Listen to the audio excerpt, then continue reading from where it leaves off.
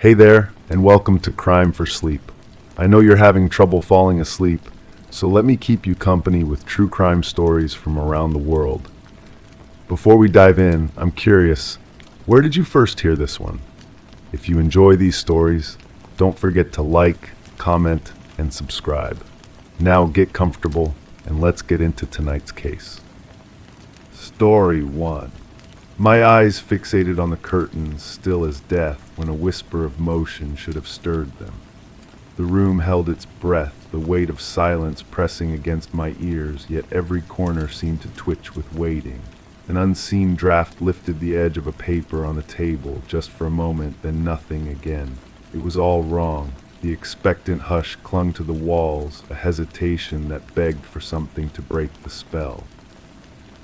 But nothing did until I noticed a shadow retreating where none had been cast before. The coffee cup sits on the windowsill, its rim stained with lipstick the color of dried roses. Steam no longer rises from its surface, though I remember filling it just minutes ago. The ceramic feels cold against my palm when I lift it, as if it has been sitting there for hours. The liquid inside has formed a thin film, the way coffee does when left forgotten. But I didn't forget. I never forget my morning routine. The cup was warm when I set it down. The steam was still curling upward like small prayers. Yet here it is, cold as winter stone, mocking my certainty. Photograph on the mantel draws my attention next. It shows two figures standing beside a lake, their faces turned toward each other in what appears to be conversation. One wears a blue jacket, the other a white dress that catches the light like captured moonbeams. I study their postures, the way their bodies lean slightly inward, creating an intimate space between them. The background reveals mountains reflected in still water, everything doubled in perfect symmetry. But something about the image troubles me.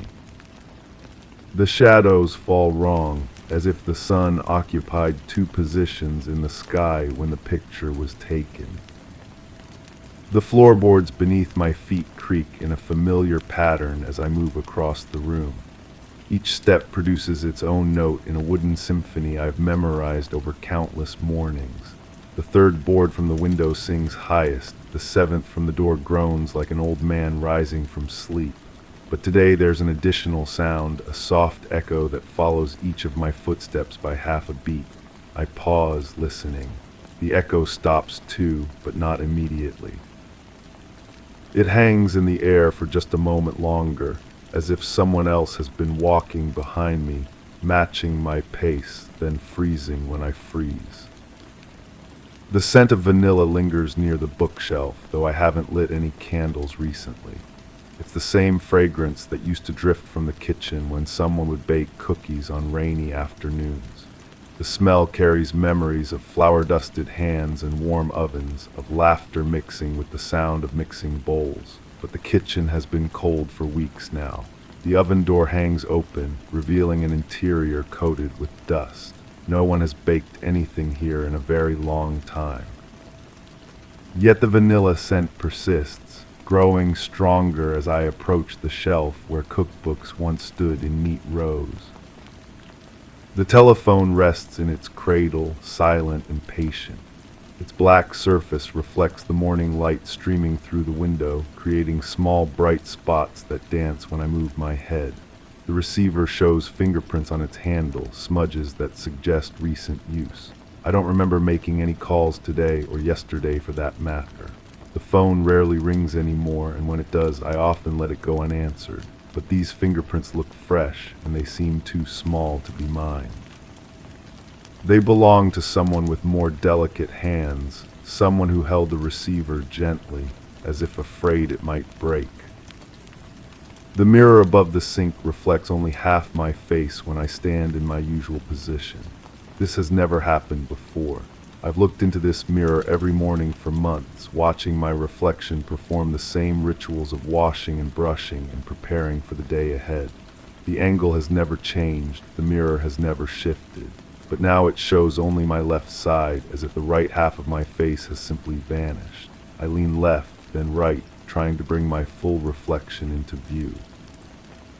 The mirror seems to resist, showing me only fragments, pieces of a person I'm no longer sure I recognize.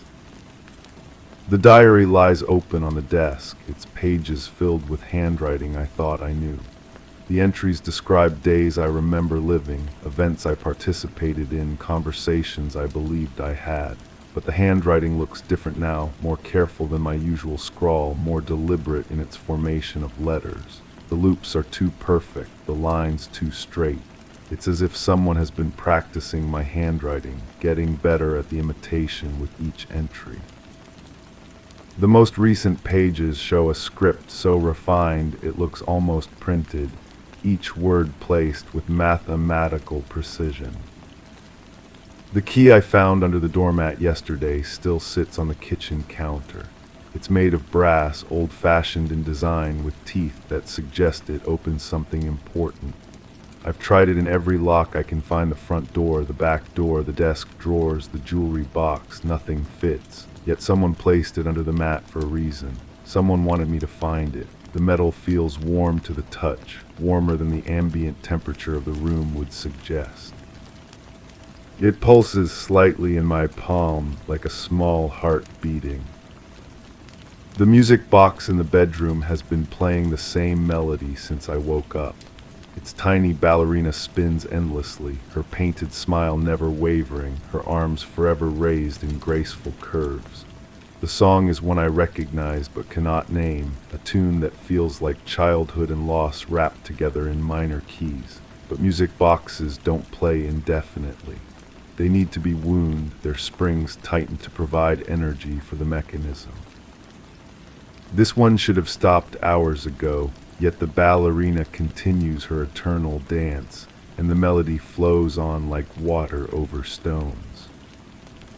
The garden visible through the back window shows signs of recent tending. The soil has been turned, the weeds pulled, the plants watered. Everything looks neat and cared for exactly as it should, but I haven't gardened in weeks. My hands show no traces of dirt, my fingernails remain clean. The gardening tools hang unused in the shed, their surfaces dusty from neglect. Yet someone has been maintaining the flowers, keeping the vegetables healthy, ensuring the garden thrives. The work is done with skill and attention, as if performed by someone who knows these plants intimately. The clock on the wall has stopped at 3:10, though I'm certain it was working yesterday. Its hands point accusingly at numbers that no longer mean anything, frozen in a moment that feels significant but remains unexplained. The second hand rests between markers, suspended in its circular journey. I shake the clock gently, hoping to restart its mechanism, but the hands refuse to move. Time has abandoned this place, leaving only the memory of its passage in the stillness of the room. The perfume bottle on the dresser is nearly empty, though it was full just days ago. The liquid inside catches the light like amber, golden, and precious. When I remove the stopper, the scent that emerges is complex flowers and spice, and something indefinable that makes me think of summer evenings and whispered secrets. It's not a fragrance I remember buying, yet here it sits among my belongings as if it has always been there. The bottle itself is elegant, cut crystal with delicate patterns that cast tiny rainbows on the wall when sunlight passes through. The letters in the mailbox are addressed to someone whose name I almost recognize. The handwriting on the envelopes is familiar, like something seen in dreams or half-remembered conversations. The return addresses are smudged, illegible, as if the rain has washed away the sender's identity. I hold each envelope up to the light, trying to discern its contents without opening it. Inside one, I can make out the shadow of what might be a photograph. Another contains something small and hard, like a piece of jewelry or a key. The rocking chair in the corner moves with the slightest touch, swaying back and forth in a rhythm that seems almost alive. Its cushions bear the impression of someone who sat there recently, the fabric still slightly compressed in the shape of a human form. The chair faces the window, positioned to provide the best view of the garden and the street beyond. From this seat, someone could watch the comings and goings of the neighborhood, observe the daily patterns of life, keep track of who visits and when they leave. The candles throughout the house have all burned down to different lengths, their wax pooled in colorful puddles around their bases. Some are nearly consumed, others barely touched. The pattern of their burning tells a story I cannot read, a code written in flame and time. The wicks are all blackened, suggesting recent use, though I don't remember lighting any of them. The scents they've released, lavender, rose, sandalwood, still hang in the air like invisible curtains, dividing the space into fragrant chambers. The shoes by the door are arranged in pairs, but they're not all mine. Among my familiar sneakers and boots sits a pair of delicate flats, their leather soft and well worn.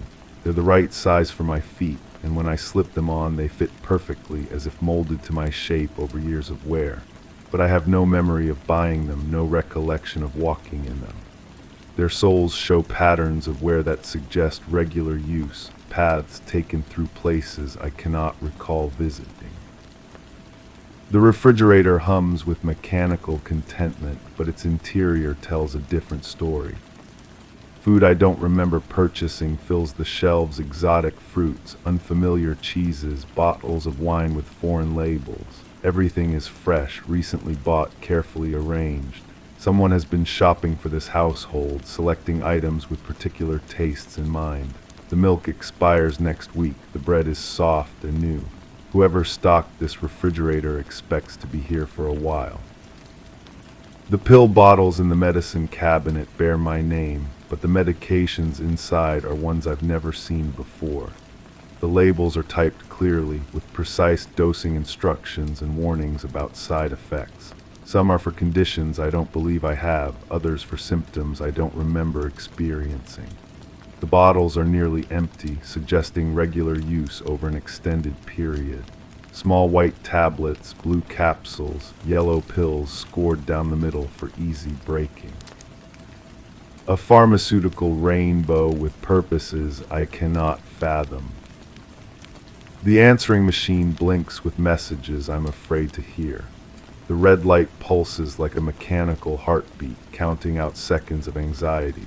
12 messages wait in digital limbo, voices preserved in electronic amber. I reach for the play button several times, then pull my hand back. Some knowledge once gained cannot be unknown. Some words once heard cannot be unheard. The machine continues its patient blinking, offering revelations I may not be ready to receive.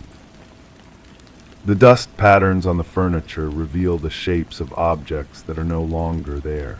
On the bookshelf, clean rectangles show where books once stood. The coffee table bears the circular ghost of a vase, the outline of its base preserved in the accumulated dust around it. Someone has been removing things, taking away pieces of this life bit by bit. What remains feels like a stage set, arranged to suggest normalcy while hiding the truth of what's missing. The bathroom scale gives a different reading each time I step on it. The numbers fluctuate wildly, as if measuring something other than weight. Sometimes it shows figures impossibly low, other times impossibly high. The digital display flickers between readings, unable to settle on a consistent truth. I step off and on again, watching the numbers dance like confused electrons. Perhaps it's broken, or perhaps it's measuring something I don't understand. The television remote controls a set that isn't there. I point it at the empty corner where a TV might once have stood, pressing buttons out of habit or hope. The remote's red light blinks when I press power, channel up, volume down. It's responding to my commands, sending signals to a receiver that no longer exists. The batteries are fresh, the buttons responsive.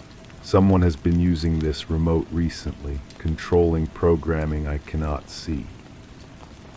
The thermostat registers temperatures that don't match what I feel.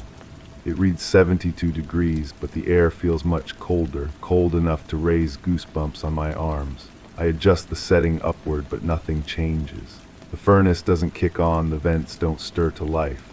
The house remains cold despite what the numbers claim. Perhaps the sensor is broken, or perhaps I'm the one who's changed. My internal thermostat recalibrated to register warmth and cold differently than before. The final shadow I notice is my own, cast by lamplight across the wall, but it doesn't match my movements exactly. When I raise my hand, the shadow hesitates before following. When I turn my head, the shadow moves a fraction of a second too late, as if it belongs to someone who's trying to mirror my actions but can't quite keep up. I wave both arms, and the shadow responds, but with gestures that seem slightly off, as if performed by someone who learned them by watching rather than feeling. The disconnect is subtle but persistent, a reminder that even my own reflection has become unreliable in this place where nothing is quite what it appears to be. Story 2. I stood motionless in the dim room, watching the curtain sway gently, as if caught in a breeze that wasn't there. The shadows elongated across the floor, stretching toward my feet but receding just before they reached me. The silence was thick, almost audible, punctuated only by the ticking of a distant second hand that seemed to hesitate on every beat. The air held a static charge, prickling my skin like a warning. I could see every detail, every texture, yet the room felt incomplete, as though something vital was missing. My breath caught when I noticed the dust pattern on the sill, an imprint that should have been smooth, was inexplicably disturbed, an absent object leaving a whisper in its place. The photograph was gone. I knew this before I even looked, the way you know a tooth is missing before your tongue finds the gap. It had been there for months, propped against the lamp base, catching the afternoon light that filtered through these same curtains. A simple thing, really. A snapshot of two people standing beside a weathered pier, their faces turned toward something beyond the camera's reach. But now the dust outlined its absence like chalk around a body. I find myself returning to the moment I first noticed her watching me. Not watching, perhaps, observing. The distinction matters, though I cannot explain why. It was in the grocery store, between the cereal aisle and the dairy section, where the fluorescent lights hummed their electric lullaby. She stood perfectly still, her cart empty except for a single item I could not identify. Her eyes held mine for just a heartbeat longer than coincidence would allow, and in that suspended instant, I felt the first tremor of recognition. Not of her face, but of something deeper, a familiarity that had no foundation in memory. The curtain moves again, and I wonder if the window is open. I do not remember opening it. The morning feels distant, though I cannot say how much time has passed since I woke to find the coffee still warm in the pot, the newspaper folded precisely as I never fold it, the silence of the house somehow different, changed, as if the very molecules of air had rearranged themselves while I slept.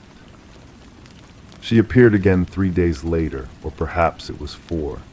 Time has become unreliable lately, stretching and contracting like a rubber band in careless hands. This time she was sitting on the bench outside the post office, feeding breadcrumbs to pigeons that seemed unusually tame.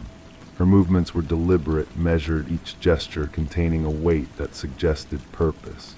When I walked past, she looked up and smiled. Not at me, I realized later, but at something just over my shoulder. I turned to see what had caught her attention, but found only the empty street and the afternoon shadows growing longer. The photograph had been a gift from my neighbor, the elderly woman who lived in the house with the blue shutters. She had knocked on my door one evening, holding it carefully in both hands like something fragile. Her eyes were bright with an emotion I could not name, excitement, perhaps, or fear dressed up as enthusiasm. She said she had found it while cleaning her attic, tucked inside an old book about maritime disasters. She thought I might recognize the people in it, though she could not say why. I did not recognize them. The man was tall and lean, his hair dark beneath a knitted cap. The woman beside him was smaller, her face partially obscured by wind-blown hair, but her posture suggested youth, or perhaps simply the kind of confidence that age sometimes steals. They stood close together but not touching, their attention focused on something beyond the frame. Behind them, the pier stretched into gray water that met an equally gray sky, creating the illusion that they were suspended in a world without horizons. But looking at it, I felt that same tremor of recognition I had experienced in the grocery store, not of the faces, but of the moment itself, as if I had been there, standing just outside the camera's view, watching them watch whatever it was that held their attention so completely. The woman from the grocery store began appearing with increasing frequency. Always in peripheral spaces, the parking lot outside the library, the far end of the walking trail, reflected in shop windows as I passed. Never close enough for conversation, never far enough to ignore completely. Her presence became a constant, like the sound of distant traffic or the smell of rain before a storm. Background elements that shaped the world without demanding acknowledgement. I started carrying the photograph with me, though I could not articulate why. It lived in my jacket pocket, pressed between my wallet and a shopping list I never seemed to complete. Sometimes I would take it out and study the faces, searching for clues I could not define. The quality of light suggested late afternoon, the kind of golden hour that photographers prize. But there was something unsettling about the composition, as if the camera had captured more than the photographer intended. The neighbor who gave me the photograph stopped returning my greetings. When I encountered her in the garden, she would busy herself with her flowers, her movements quick and nervous. Once I caught her watching my house from her kitchen window, her face pale and drawn. When our eyes met, she stepped back into the shadows so quickly I wondered if I had imagined her there at all. The curtain stills and I noticed the dust motes dancing in the slanted light. They move in patterns that seem almost choreographed, rising and falling in invisible currents. I remember reading somewhere that household dust is largely composed of dead skin cells, the constant shedding of our former selves. We live surrounded by the debris of who we used to be, breathing it in, watching it settle on surfaces we touch every day. The woman from the grocery store spoke to me for the first time on a Tuesday, or perhaps it was a Thursday. She approached while I was sitting on a bench in the small park near the town center, watching children play on swings that creaked with each arc. Her voice was softer than I had expected, with an accent I could not place. She asked if I had been sleeping well, an odd question from a stranger, but delivered with such genuine concern that I found myself answering honestly. No, I told her. My dreams had become vivid and strange, filled with the sound of water and the cries of seabirds. I woke each morning feeling as though I had traveled great distances in the night, returning to a bed that seemed somehow foreign. She nodded as if this confirmed something she had suspected. Then she asked about the photograph. I had not mentioned it, had not taken it from my pocket, yet somehow she knew. Her knowledge of it felt both impossible and inevitable, like finding a door in a wall you had examined countless times before. I showed it to her and she studied it with the intensity of someone reading a difficult text. Her fingers traced the edges without quite touching the surface, and I noticed her hands were unusually pale, as if they had not seen sunlight in a very long time. When she looked up, her eyes held the same expression I had seen in my neighbor's face, that mixture of excitement and fear, knowledge and dread. She told me the photograph was not what it appeared to be. The pier in the image had been destroyed years before the picture was taken, claimed by a storm that also took 3 lives. The people in the photograph were standing on something that no longer existed, captured in a moment that should have been impossible. But even as she spoke, I found myself doubting her words, not because they seemed false, but because truth itself had become unreliable. The photograph felt real in my hands, substantial and present. The faces, while unfamiliar, carried the weight of genuine human emotion. Whatever mystery surrounded its origins, the moment it captured had the unmistakable quality of lived experience. The woman left without giving me her name, walking away with the same measured pace I had observed before. I watched her until she disappeared around a corner, then looked down at the photograph still resting in my palm. For just an instant, I could have sworn I saw movement in the image, a slight shift in the woman's posture, a flutter of her hair in that captured wind. But when I blinked, everything was still again, frozen in that eternal afternoon light. The curtain moves once more, and I feel the temperature in the room shift, cooler now, with the hint of moisture that suggests approaching rain. Through the window, I can see clouds gathering on the horizon, their edges soft and gray. The light has that particular quality that comes before a storm, simultaneously bright and muted, as if filtered through layers of gauze. I returned home that evening to find my neighbor waiting by my front door. She looked older than I remembered, her face drawn and her hands trembling slightly. She asked if I still had the photograph, and when I nodded, she closed her eyes as if in pain. She told me she should never have given it to me, that some things were meant to stay buried in dusty attics and forgotten books. But she could not explain why, could not articulate the source of her distress. She spoke in fragments, half-finished sentences that trailed off into silence. Something about the pier, about the people who used to fish there before the storm, about dreams that felt too real and memories that belonged to someone else, about the woman who had been asking questions around the neighborhood, the one with pale hands and an accent no one could place. I invited her inside, but she declined, backing away from my door as if it had become dangerous. She left me with a warning I did not understand. Some photographs capture more than images. Some moments, once preserved, refuse to stay in the past where they belong. The photograph has been missing for hours now, though I cannot pinpoint when I last saw it.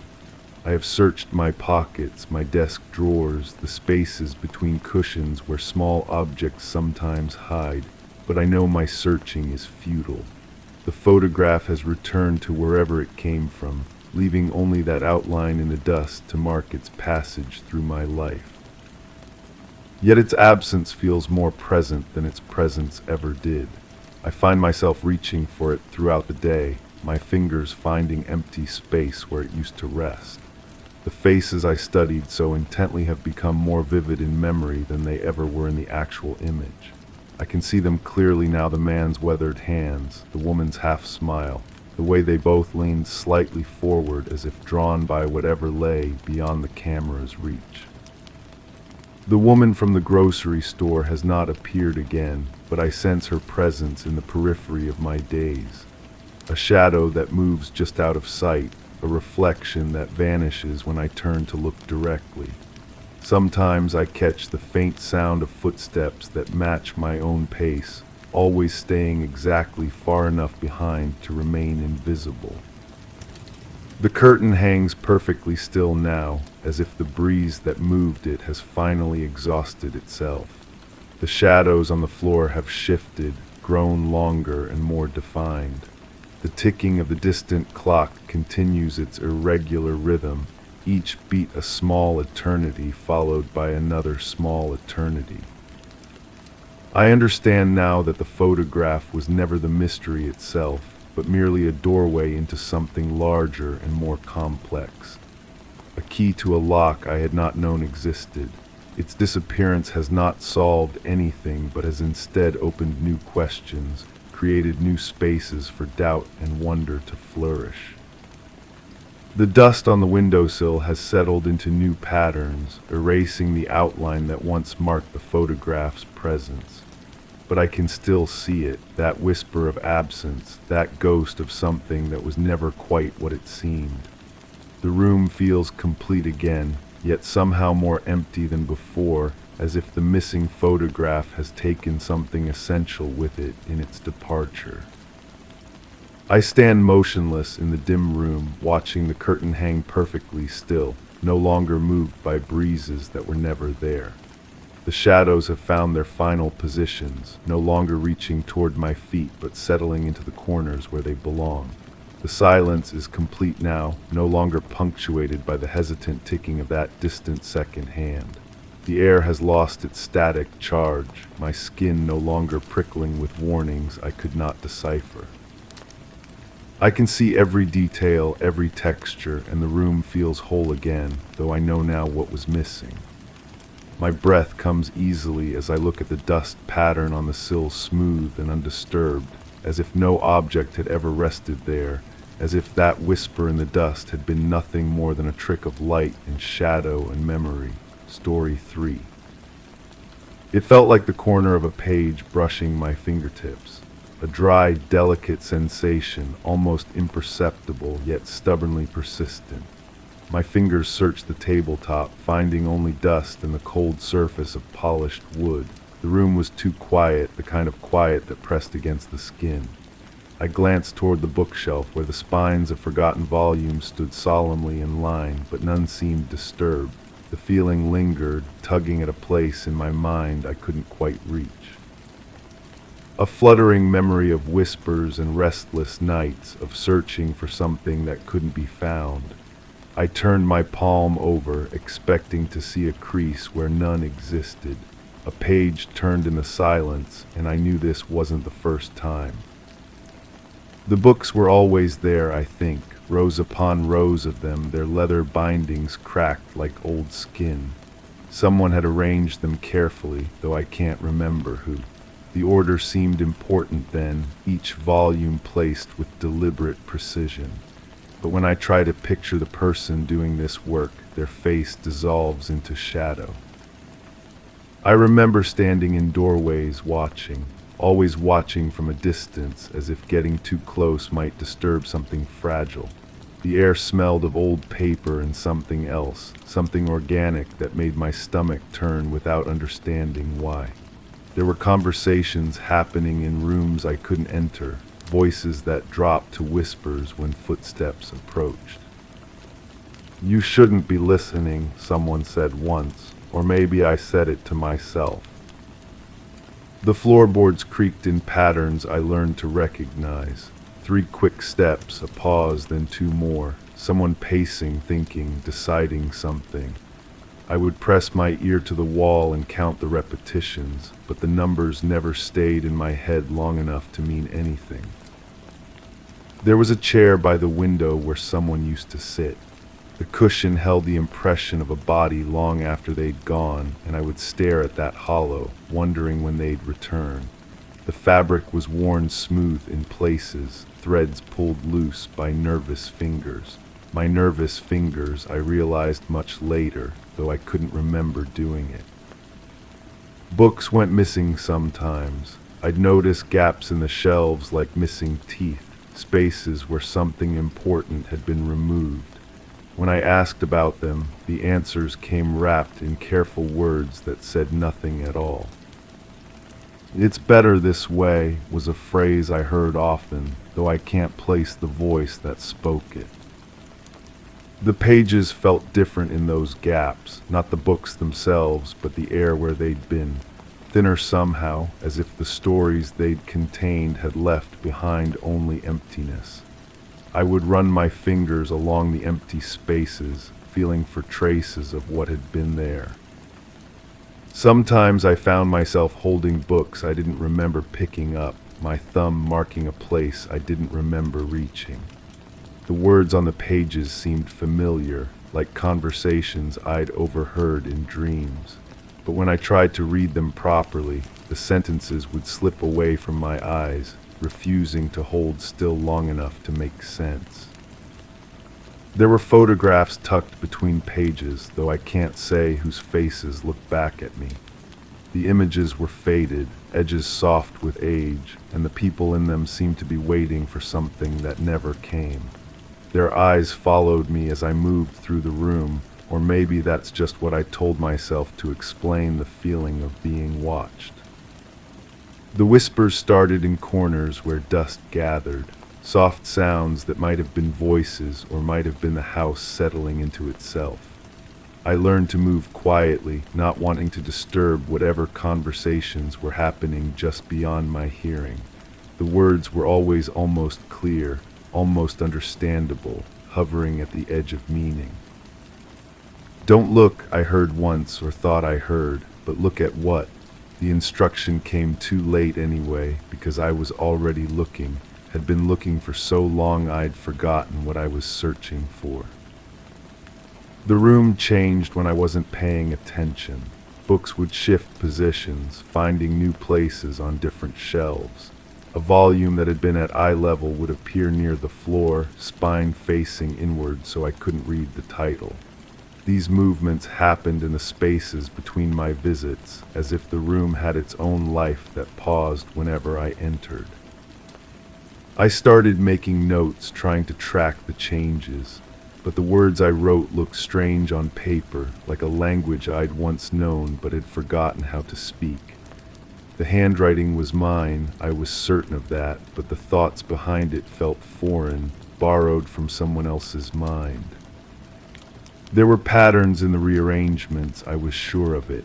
Books about certain subjects would cluster together, then scatter again, as if they were having arguments that required distance to resolve. The psychology texts would migrate toward the window, while the histories huddled in darker corners where the light couldn't reach them properly. "Some things are better left buried," I wrote in my notebook, though I don't remember thinking those words. The feeling in my fingertips would return at strange moments, not just in that room, but anywhere paper was present. Newspapers would trigger it, restaurant menus, even the mail scattered on the front table. Each time, that same sensation of a page corner brushing against my skin, followed by the certainty that something important was being hidden from me. I began to suspect the books themselves were trying to tell me something, not through their words, but through their movements, their disappearances, the way they seemed to breathe when I wasn't looking directly at them. The leather covers would warm under my touch, as if they held body heat from recent handling. Sleep became difficult. I would lie in bed and hear pages turning in distant rooms, the soft whisper of paper against paper carrying through walls that should have been too thick to allow such delicate sounds. When I investigated, I found only stillness, books resting innocently on their shelves as if they'd never moved at all.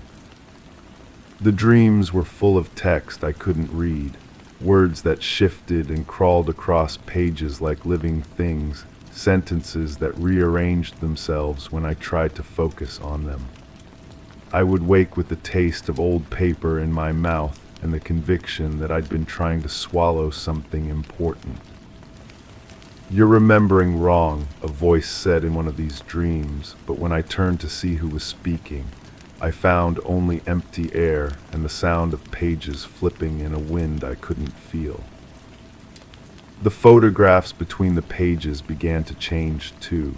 Faces would appear in different positions, as if the people in them had moved when the books were closed.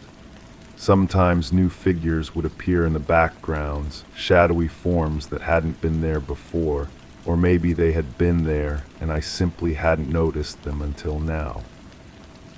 I started to avoid certain sections of the shelves. The books there felt different under my touch, colder somehow, as if they'd been stored somewhere dark and damp before finding their way to this room. When I did handle them, my fingertips would tingle with that familiar sensation, but stronger now, almost painful in its insistence. The gaps where books had been removed began to multiply. Whole sections would vanish overnight, leaving behind only the faint outlines where dust had been disturbed. I tried to remember what had been there, but the harder I concentrated, the more elusive the memories became. "It's for your own good," I heard myself saying, though I couldn't remember deciding to speak the words aloud. The room started to feel smaller, as if the walls were moving inward when I wasn't watching. The remaining books seemed crowded now, pressed together more tightly than before. Some had fallen over, no longer able to support each other's weight, and lay sprawled across the shelves like exhausted travelers. I found myself returning to that one spot on the table, running my fingers across the polished wood where I'd first felt the phantom page. The sensation was stronger there, more persistent, as if something was trying to push through from underneath. But the table was solid, had always been solid, and there was nothing beneath it but empty air and dust motes dancing in shafts of light. The whispers grew more frequent, though no clearer. They seemed to come from inside the books themselves now, muffled voices trapped between pages like pressed flowers. When I held certain volumes close to my ear, I could almost make out words, almost understand what they were trying to tell me. "Look closer," they seemed to say, or maybe, "don't look at all." The handwriting in my notebook began to change. The letters grew smaller, more cramped, as if I was trying to fit too many words into too small a space. Some entries were written in pencil so light I could barely read them, while others pressed so hard into the paper they left indentations on the pages beneath. I discovered I'd been making lists, names of books, though not their titles, descriptions instead, the blue one with torn corners, the thick volume that smells like rain, the one that falls open to the same page every time. These descriptions meant something to me once, I was certain, but now they read like clues to a puzzle I'd forgotten how to solve. The feeling spread beyond my fingertips. My palms began to itch when I touched certain books, and sometimes my whole hand would tingle as if circulation had been cut off. The sensation would climb my arm, reaching toward my shoulder before fading away, leaving behind only the memory of something that had almost happened. "You used to know," I wrote in the notebook, though I couldn't remember what it was I used to know, or when I'd stopped knowing it. The books that remained seemed to watch me more intently now. Their spines faced outward like eyes, tracking my movements as I paced the room. Some titles I recognized, others might as well have been written in a foreign language, but all of them felt significant, as if they were waiting for me to remember why they mattered. I began to notice that certain books appeared in my dreams before I found them on the shelves. I would wake with a clear image of a particular cover, a specific color or texture, and within days it would materialize among the collection. But when I tried to read these dream books, the words inside never matched what I expected to find. The room grew dimmer as more books disappeared. Without their bulk to break up the space, shadows fell differently, creating new corners where darkness could gather. I found myself avoiding these shadowy places, though I couldn't say why they made me uncomfortable.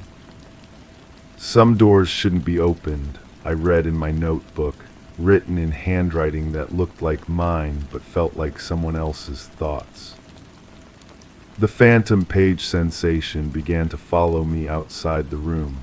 I would feel it while washing dishes, that dry whisper against my skin when my hands were wet and soapy. It would come while I was walking, as if invisible pages were brushing against my legs with each step. The feeling was becoming part of me, or I was becoming part of it. I started to suspect that the books weren't just moving on their own. Someone else had access to the room, someone who came and went while I was sleeping or away. But the dust patterns didn't support this theory. The disturbances were too precise, too purposeful to be the work of human hands. The photographs tucked between pages began to show the same faces repeatedly. Not identical pictures, but the same people at different times in different places.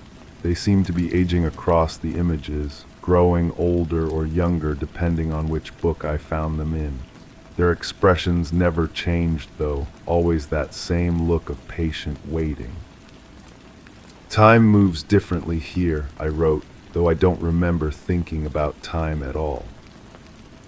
The whispers started to sound like my own voice, as if I was having conversations with myself that I couldn't quite remember. Words would echo back from corners of the room, carrying the cadence and tone of my speech, but saying things I didn't recall speaking. I began to understand that the books weren't just books anymore. They had become something else, repositories for things that couldn't be stored anywhere else. Memories, perhaps, or secrets, or the kind of knowledge that was too dangerous to carry in a living mind. The feeling in my fingertips intensified until it was almost constant. Even when I wasn't touching anything, I could feel that phantom page brushing against my skin, insistent and undeniable. It was trying to tell me something, I was certain now, but the message remained just beyond my understanding. The room felt like a mouth sometimes, with the books as teeth and the shadows as a throat leading somewhere I didn't want to go. But I kept returning anyway, drawn by the certainty that answers were hidden there, buried between pages I hadn't learned to read properly yet. Remember, the whispers said, or maybe forget. The words were so similar they might have been the same thing, spoken with different intentions. I found myself standing at the table again, palm pressed flat against the wood where that first phantom page had brushed my fingertips. The sensation was overwhelming now, as if dozens of pages were flipping against my skin at once, each one carrying a fragment of something I'd lost and needed to find again. The books watched from their shelves, patient and knowing, waiting for me to understand what they'd been trying to show me all along. The room held its breath, and somewhere in the silence, a page turned, story 4. It hit me like a wave, that sterile, biting scent of bleach, the kind that lingers in places it has no business being. I paused in the doorway, the air sharp against my senses, a reminder of something unsettlingly familiar. The room was unchanged, yet the smell whispered of corners hidden and spaces forgotten. Each breath dragged me closer to the unease, to a memory I couldn't quite grasp. I glanced around, searching for logical clues amidst the shadows that played tricks on my eyes. But it was that scent, persistent and piercing, that wrapped around my thoughts like an echo from a place I hadn't touched in years. It seeped into my awareness, insistent and inescapable. I hadn't smelled it since they found everything. The nausea comes first, always, a rolling sensation that starts somewhere behind my ribs and spreads outward like spilled ink on paper. My hands shake when I think about it too long, when I let my mind wander to those places it shouldn't go. There's a coldness, too, settling in my bones like winter fog, making me feel hollow and distant from my own skin. I remember the basement steps, 13 of them wooden, painted gray, but chipping at the edges where feet had worn the color away. The third one creaked. I used to step over it, but that night I forgot. The sound echoed in the darkness below, a betrayal of presence where silence should have reigned. But wait, was it really night? The memory shifts, uncertain.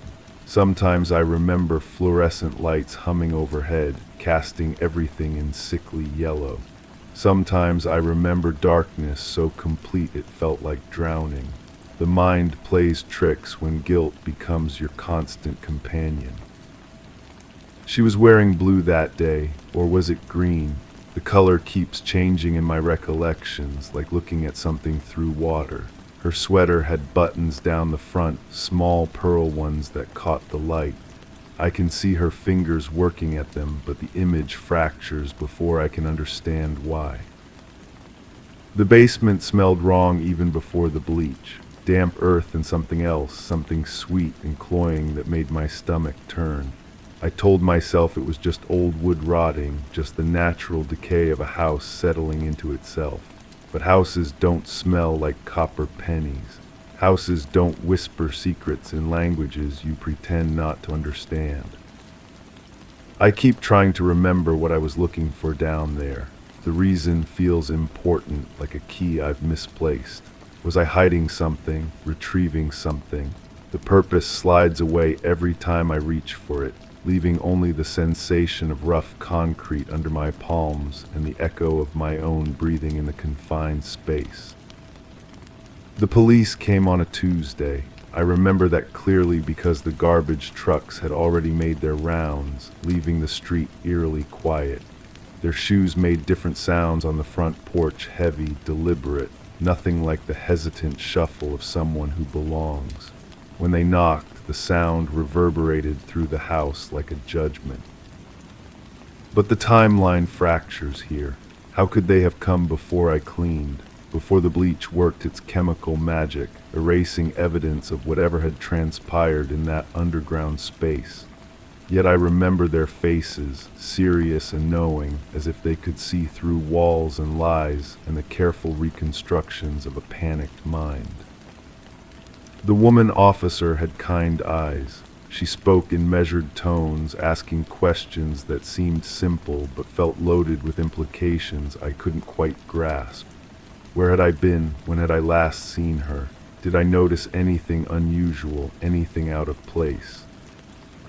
I answered honestly, I think, but honesty becomes relative when your memories feel like fragments of someone else's dream. I told them about the ordinary things: the morning coffee, the newspaper left unread on the kitchen table, the way sunlight slanted through the living room windows. I didn't mention the basement. Why would I? Nothing had happened there. Nothing. The word echoes in my skull, hollow and false. Nothing happened, but my hands still remember the weight of the scrubbed brush. Nothing happened, but I can still feel the sting of chemicals against my skin. Nothing happened, but I wake up nights with the taste of copper in my mouth and the phantom scent of bleach burning my nostrils. Her laugh used to fill the house. High and musical, it would drift up from wherever she was working, reminding me that life continued in all its messy, beautiful complexity. I haven't heard laughter in this house since they found everything. The silence has weight now, pressing down like accumulated dust. I remember her hands, small and quick, always moving, always busy with some task or project. She had a scar on her left palm from childhood, shaped like a crescent moon. When she was nervous, she would trace it with her thumb over and over, as if the repetitive motion could smooth away whatever troubled her. The last time I saw those hands, they were still, so still. But that's not right, that can't be right. The last time I saw her, she was leaving for work, grabbing her keys from the hook by the door, calling goodbye over her shoulder. Her voice carried the promise of return, of evening conversations and shared meals, and all the ordinary intimacies that make a life worth living. So why do I remember stillness? The basement door sticks. It always has, warped by years of humidity and neglect. You have to put your shoulder into it, push with your whole body weight to make it yield. The sound it makes when it finally gives way is like a sigh, like something surrendering to inevitability. I must have opened that door 100 times over the years, carrying down holiday decorations, retrieving tools, checking the water heater when it made those strange groaning sounds. Ordinary trips for ordinary reasons. But now every memory of descent feels tainted, as if my past self was sleepwalking toward something terrible. The investigators found traces. That's what they called them, traces. Such a clinical word for the remnants of whatever had transpired in that underground space. They spoke of luminol and chemical reactions, of patterns invisible to the naked eye but glowing like accusations under their special lights. I watched from the kitchen window as they carried out bags of evidence. Brown paper sacks that could have contained anything: soil samples, fabric fragments, pieces of a puzzle I couldn't begin to assemble. Each bag felt like an indictment, a wordless accusation that something had indeed happened, regardless of what my conscious mind insisted. The dreams started after they left, fragmented visions that felt more like memories than imagination. I would find myself standing in the basement, but it wasn't quite right. The walls were closer together, the ceiling lower, as if the space was contracting around me. And there were sounds from above, footsteps that couldn't belong to anyone I knew. In the dreams, I'm always cleaning something. My hands move with practiced efficiency, scrubbing at stains that seem to spread rather than fade. The bleach burns my eyes, makes them water until I can barely see, but I keep working. Always working, as if cleanliness could somehow absolve whatever sins had been committed in that concrete tomb. She used to hate the smell of bleach, said it reminded her of hospitals and morgues, places where life goes to die. She preferred natural cleaners, vinegar and baking soda, lemon juice and salt. The house always smelled fresh and alive when she cleaned, nothing like the chemical wasteland I created in my desperate attempts to erase the past. But what past? What exactly was I trying to erase? The question circles back on itself, a snake eating its own tail. I remember the cleaning, but not the reason. I remember the fear, but not its source. I remember her stillness, but not how it came to be. The neighbors started avoiding me after the investigation. Not obviously, they're too polite for outright shunning, but I can feel their discomfort when we cross paths. Conversations that used to flow naturally now stumble and die. Eyes that once met mine with warmth now slide away, focusing on anything but my face. They know something I don't, or maybe they know something I've forgotten. Memory is a strange thing, capable of protecting us from truths too terrible to bear. But protection comes at a cost, leaving gaps that others can see even when we can't. The house feels different now. Rooms that once welcomed now seem to watch. Walls that once sheltered now seem to judge. I catch myself listening for sounds that never come, waiting for a presence that will never return. The emptiness has texture, weight, a quality that transforms familiar spaces into something alien and threatening. I've started sleeping upstairs, as far from the basement as possible. But distance doesn't matter when guilt is your bedfellow. It follows you everywhere, whispering questions you can't answer, showing you images you don't want to see. Sometimes I think about leaving, packing what little matters and walking away from this house and its secrets. But running feels like confession, and confession requires remembering. I'm not ready for that, may never be ready. The truth is probably simple. Most truths are buried beneath layers of complexity we create to avoid facing them. But simple doesn't mean easy, and some truths are too heavy for human shoulders to bear. The bleach smell is fading now, overwhelmed by the ordinary sense of a house trying to forget. But I know it's still there, lurking beneath the surface, waiting for the right moment to rise again and remind me of whatever happened in that basement. Whatever I did, whatever I became. The memory hovers just beyond reach, a shadow at the edge of vision that vanishes when I try to look directly at it. Maybe that's for the best. Maybe some doors should stay closed, some truths should remain buried.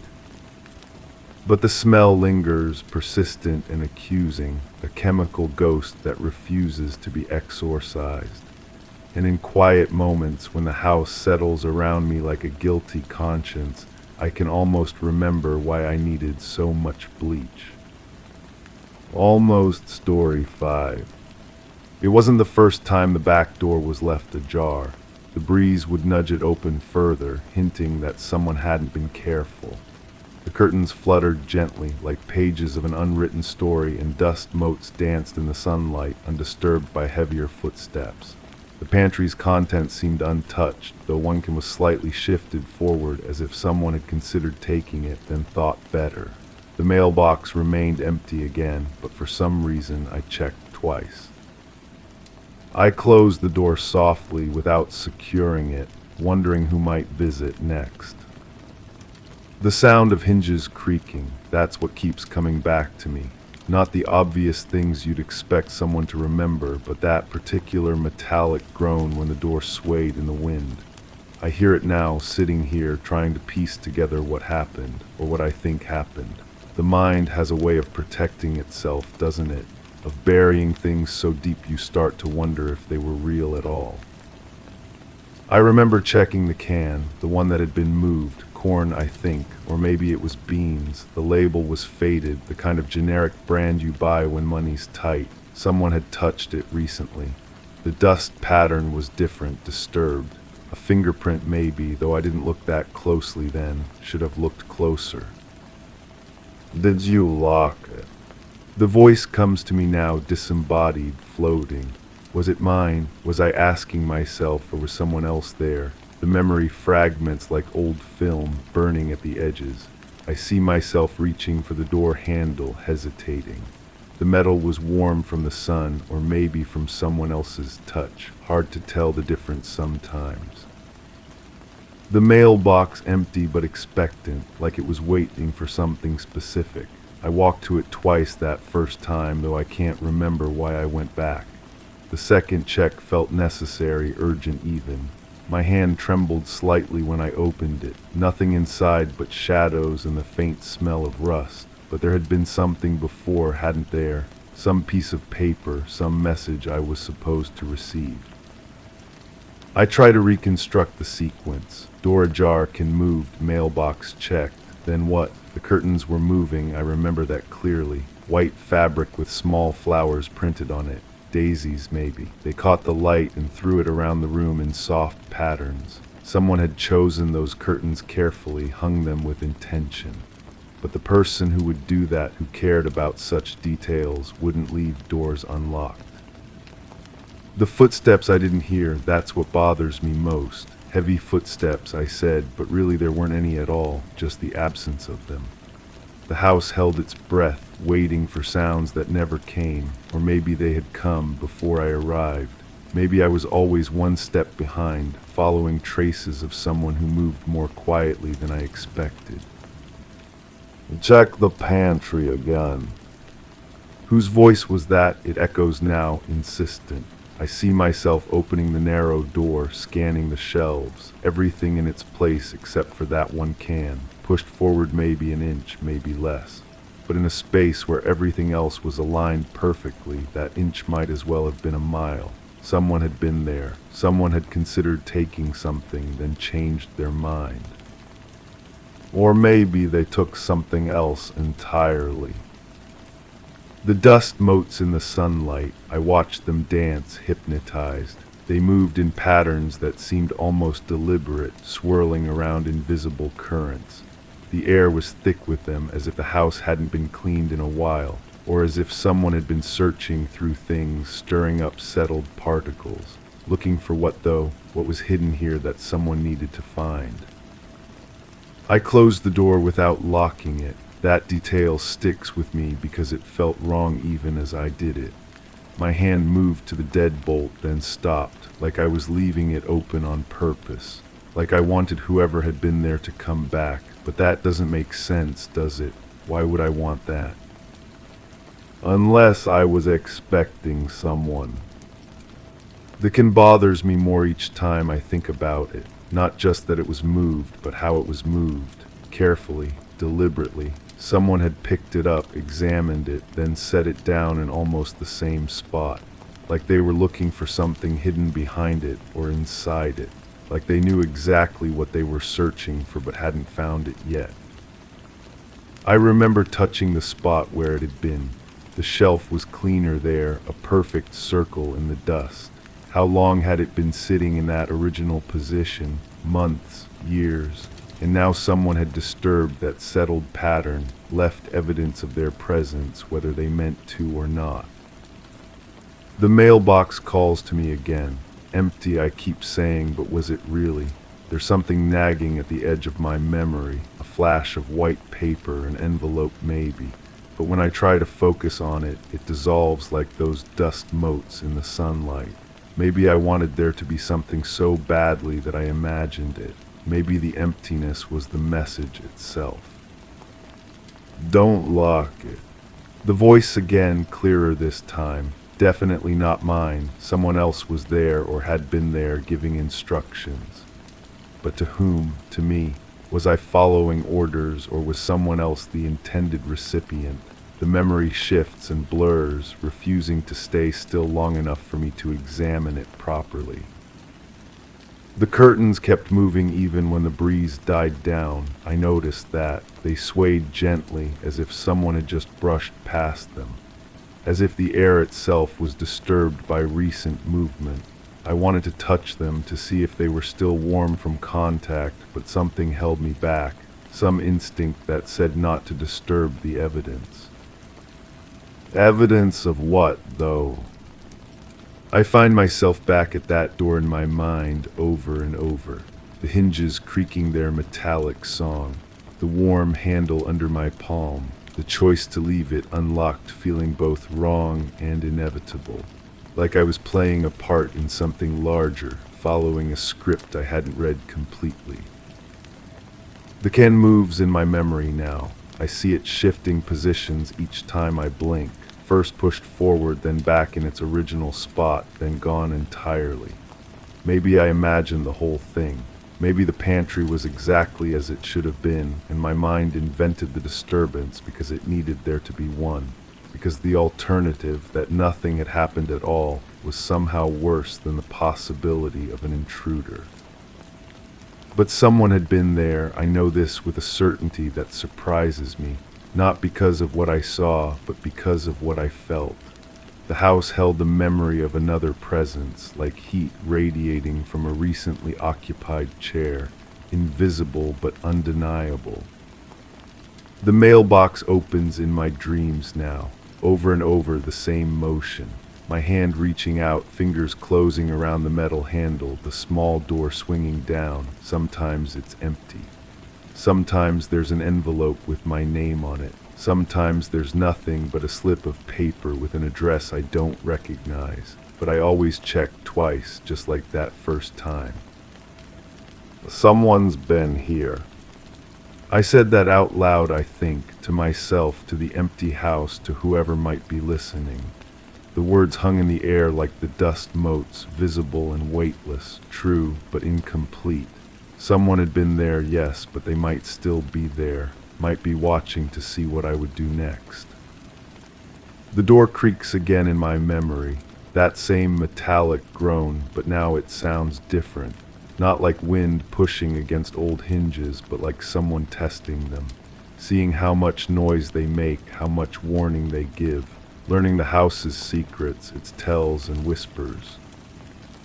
I should have locked it. That thought circles back constantly. I should have secured the deadbolt, checked the windows, maybe even called someone. But instead I left it open like an invitation. Like I was part of whatever was happening instead of just a witness to it. The can was corn, I'm sure of it now. Yellow kernels visible through the clear section of the label. Generic brand, dented slightly on one side. It had been sitting in that same spot for so long that it had become part of the pantry's landscape until someone moved it. Until someone decided it was important enough to examine. What were they looking for? What did they think might be hidden behind a can of corn in an otherwise ordinary pantry? The question eats at me because I feel like I should know the answer. Like the information is there, just out of reach, waiting for me to remember something I've forgotten. The curtains flutter in my peripheral vision even now. White fabric with tiny flowers catching and scattering sunlight. They move with their own rhythm, independent of any breeze, like they're trying to tell me something, signal some message I'm too dense to understand. Jack twice. The voice is clearer now, more insistent. Instructions, definitely, but for what? The mailbox, obviously, but maybe other things too. Maybe I was supposed to check everything twice. The door, the pantry, the can, the shadows in the corners where someone might hide. I go back to that moment when I closed the door without locking it. My hand was on the deadbolt. I remember the cool metal under my fingers, the slight resistance as I started to turn it. Then something stopped me. Not a sound, not a movement, but a feeling. Like locking it would be the wrong thing to do. Like I was supposed to leave it open. For whom, though? For the person who had already been there, or for someone else entirely? Was I facilitating something or preventing it? The uncertainty gnaws at me because I feel responsible for whatever happened next, even though I don't know what that was. The dust motes have settled now in my memory, but they left patterns behind, swirls and eddies that suggest movement, disturbance, searching. Someone had been through that house methodically, carefully, looking for something specific. They knew what they wanted and where it might be hidden. But they hadn't found it yet. The mailbox was a disappointment to them too, I think, empty when they expected something else. That's why I checked twice, following in their footsteps, hoping to find what they had missed, but there was nothing there for either of us. Or maybe that was the point. Maybe the emptiness was exactly what was supposed to be there. I hear the hinges creaking again, that same metallic song, but now it sounds like a warning or maybe a welcome. The door swinging open in the breeze, inviting whoever wants to enter, offering access to anyone patient enough to wait for the right moment. And I left it that way. I made the choice to leave it unlocked, to let whatever was going to happen continue happening. The weight of that decision sits heavy in my chest, even though I still don't understand what I was deciding between. The can of corn sits in its new position, pushed forward just enough to break the pattern. Evidence of someone's presence, someone's interest, a small disturbance in an otherwise orderly space. But disturbances have a way of growing, don't they? Of spreading until everything is displaced, nothing is where it should be. Maybe that's what I was really afraid of, not the person who had been there, but what their presence meant. The beginning of something larger, something that would eventually touch every corner of that house, every aspect of whatever was hidden there. The curtains keep moving and I keep watching them. White fabric with flowers dancing in light and shadow, beautiful and innocent except for the way they seem to be signaling, trying to draw attention to something or away from it. I should go back, the thought comes unbidden, unwelcome. I should return to that house, check the door, look at the pantry again, see if anything else has been moved, if anyone else has been there.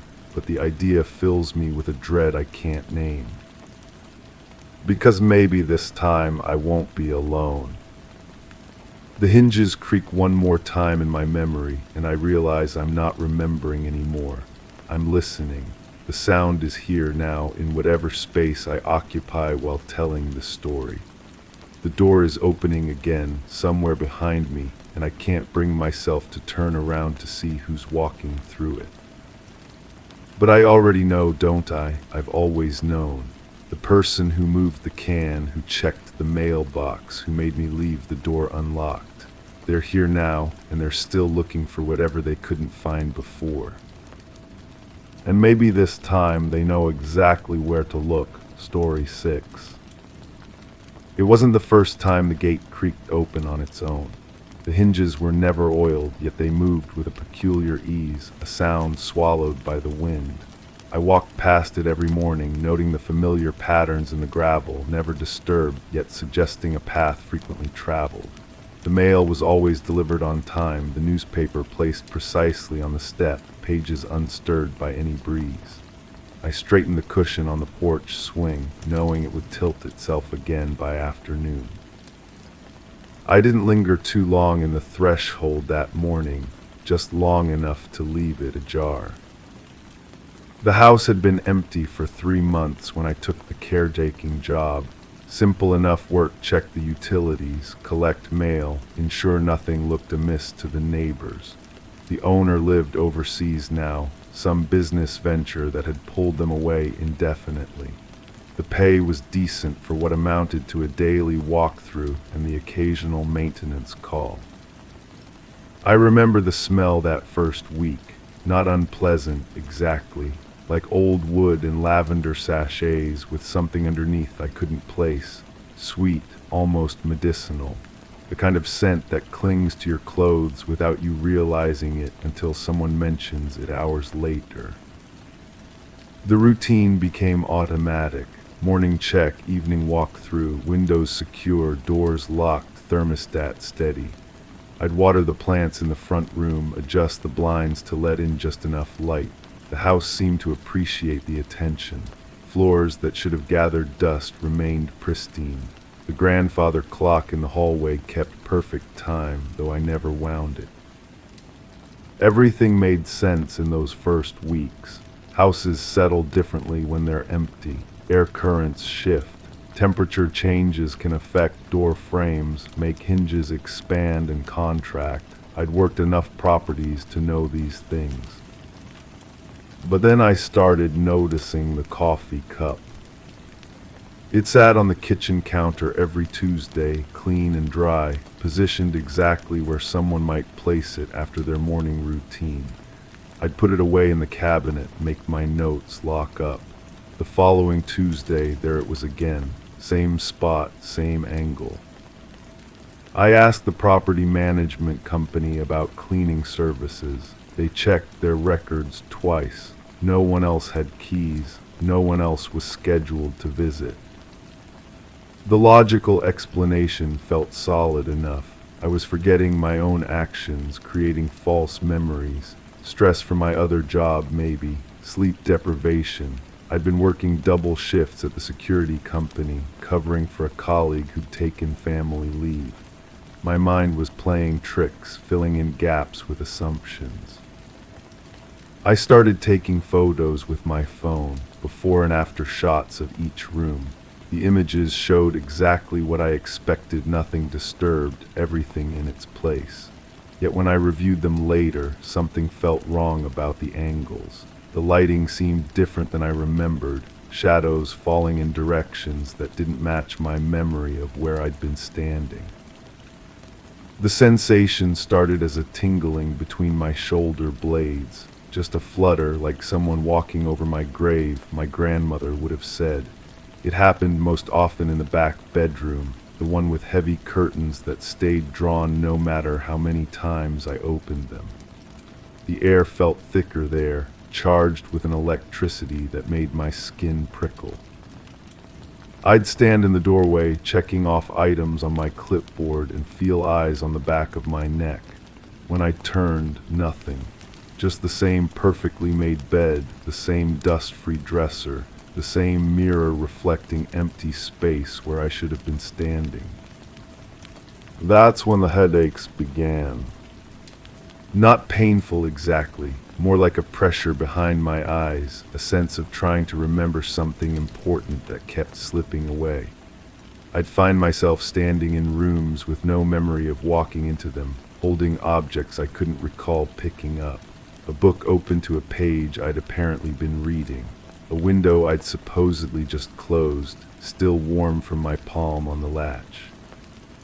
The rational mind builds bridges across gaps in memory. It has to, otherwise we'd spend every moment questioning our own existence, so I constructed explanations. The job was routine enough that I could do it on autopilot. My body knew the motions, even when my conscious mind wandered. Muscle memory, perfectly normal. But muscle memory doesn't explain the tea. I don't drink tea, never have. The smell of bergamot makes me nauseous, has since childhood. Yet I kept finding myself in the kitchen, kettle warm in my hand, steam rising from a cup that smelled of Earl Grey and something floral I couldn't identify. The taste lingered on my tongue bitter, with an aftertaste that reminded me of old pennies. I started carrying a small recorder, making audio notes as I moved through the house. My voice sounded strange, played back, flatter somehow, with pauses I didn't remember taking. Sometimes there were sounds in the background, footsteps, the soft thud of doors closing, the whisper of fabric against fabric. When I listened carefully, trying to isolate these sounds, they disappeared, leaving only the hiss of empty air. The dreams began around the 6th week. Not dreams exactly, more like waking visions that came in the space between sleep and consciousness. I'd see myself moving through the house, but from outside my body, watching as my hands performed tasks I didn't recognize, arranging flowers that weren't there, setting a table for two when the dining room held only dust, having conversations with someone whose voice I could almost but never quite hear. In these visions, the house was different, warmer, lived in. The walls held different colors, softer shades that seemed to breathe with their own light. The furniture was arranged for comfort rather than storage, positioned for conversation and companionship. The kitchen smelled of baking bread and fresh herbs. The bedroom, that back bedroom with the heavy curtains, was filled with morning sunlight and the sound of gentle laughter. I began to understand that I wasn't alone in the house. Not in any way that made logical sense. The security system never registered entry or exit. The locks remained undisturbed. The neighbors, when I casually questioned them, confirmed that they'd seen only me coming and going, yet the presence was undeniable, a warmth that moved through rooms ahead of me, the faint depression on the sofa cushions where someone had recently sat, the lingering scent of perfume in hallways I'd just walked through. I started leaving small tests, a pen placed at a specific angle on the desk, a book positioned with its spine exactly flush to the shelf edge, a single hair laid across the threshold of the back bedroom door. Every time I'd return to find these markers subtly disturbed, not dramatically, just enough to suggest that someone had passed by, careful but not quite careful enough. The property management company grew concerned when I started calling with questions they couldn't answer. Who had lived in the house before the current owner? Had there been any incidents, any accidents or unusual circumstances? Their records showed a standard residential history. No red flags, no insurance claims, no police reports. Just the ordinary succession of families and individuals who had called the place home over the decades. But records don't capture everything. They don't note the way light falls differently in certain rooms, or how some spaces hold onto emotions long after their sources have departed. They don't measure the weight of unfinished conversations or the echo of footsteps that continue to trace familiar paths through empty corridors. I began to suspect that my predecessor in this caretaking role had experienced something similar. The way the property manager's voice changed when I asked about the previous caretaker suggested a story left untold. Personal reasons, she'd said when I pressed for details about why the position had become available. Family obligations that required immediate attention. The tools in the basement told a different story. Not the usual collection of household implements, but items arranged with the precision of someone conducting an investigation. Measuring tape stretched between specific points on the walls. Photographs pinned to a corkboard, showing empty rooms from multiple angles. Notes written in a hand I didn't recognize, documenting temperature variations and electromagnetic readings that meant nothing to me, but suggested someone had been trying to understand something that defied conventional explanation. I found myself adding to this collection without conscious decision, my phone filled with pictures I didn't remember taking. My notebook grew thick with observations written in handwriting that looked like mine, but felt foreign when I tried to remember creating it.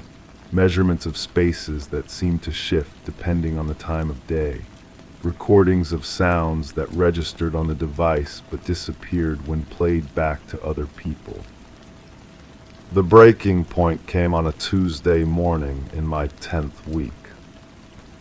I arrived to find the coffee cup in its usual position, but this time it was still warm, not just room temperature, but genuinely warm, as if someone had finished drinking from it moments before my arrival. Steam rose faintly from the surface of liquid that looked like coffee, but smelled like that medicinal sweetness I'd noticed on my first day.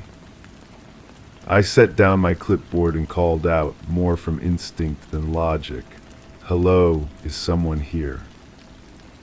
The house seemed to hold its breath. Then, from somewhere upstairs, came the sound of footsteps. Not hurried, not furtive, just the ordinary movement of someone going about their daily routine. The footsteps crossed from one room to another, paused, then continued down the hallway toward the back bedroom. I climbed the stairs, my hand trailing along the banister that felt warm under my palm. The hallway stretched ahead of me, longer than it should have been, with shadows that fell at impossible angles. The back bedroom door stood open, revealing a space that flickered between the empty room I knew and something else entirely. In that other version, someone sat at a vanity that shouldn't have existed, brushing hair that caught light from windows that faced the wrong direction.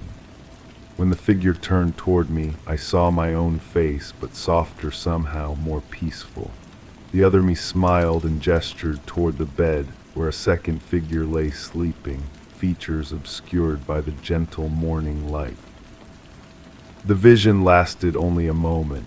When my eyes refocused, the room was empty again, holding only the familiar furniture and that persistent scent of lavender and something sweeter underneath. I understood then that I had been living two lives in this house, one as the caretaker, documenting and maintaining an empty property, another as something more permanent, more connected to the space and its history. The boundaries between these roles had been dissolving slowly, day by day, until I could no longer distinguish between the tasks I was paid to perform and the life I was apparently living. The coffee cup was mine, the tea was mine. The conversations, the laughter, the gentle presence that moved through rooms ahead of me all mine, but belonging to a version of myself that existed in the spaces between my conscious awareness. I never filed my final report with the property management company. The house needed a caretaker, and I was already there, already settled into routines that served purposes I was only beginning to understand. The gate still creaks open on its own, but now I know it's welcoming me home rather than marking my arrival at a job site. Sometimes I catch glimpses of the other life, the one where I drive away each evening and return each morning with a clipboard and a sense of professional duty. In that life, I probably worry about the caretaker who stopped reporting in, wonder what happened to make someone simply disappear into the property they were meant to be watching. But that concern belongs to someone else now, someone who lives in a world where houses are just buildings and emptiness means the absence of people rather than the presence of possibilities. I've found something more substantial here, something that doesn't require explanation or documentation. The cushion on the porch swing tilts itself each afternoon because someone sits there, watching the street and waiting for the day to fold into evening. The gate creaks open because it recognizes the approach of someone who belongs. The coffee cup appears on Tuesdays because that's when I need it most, when the weight of maintaining two realities becomes too heavy to carry alone. I still don't know which version of events is true, or if truth is even the right framework for understanding what's happened here.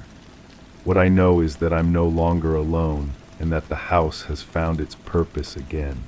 Whether I'm the caretaker who discovered something impossible or the resident who created an elaborate fiction to explain my presence here, the result is the same. The threshold remains ajar just as I left it that first morning.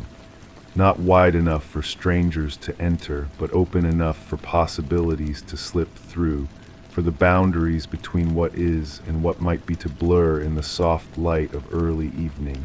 Story 7. It felt like a cool breeze brushing past my neck, though the windows were shut tight. Standing in the dim-lit room, I traced my fingers along the edge of the table, searching for the source, a draft maybe, or something else. I leaned closer to the wall, where shadows seemed to stretch and contract with each breath. The sensation lingered like a ghost of a past touch, familiar yet unsettling. I touched the back of my neck, and the sense of gentle movement flared again, stronger. Here it was out of place, like a memory trying to find its way back to me.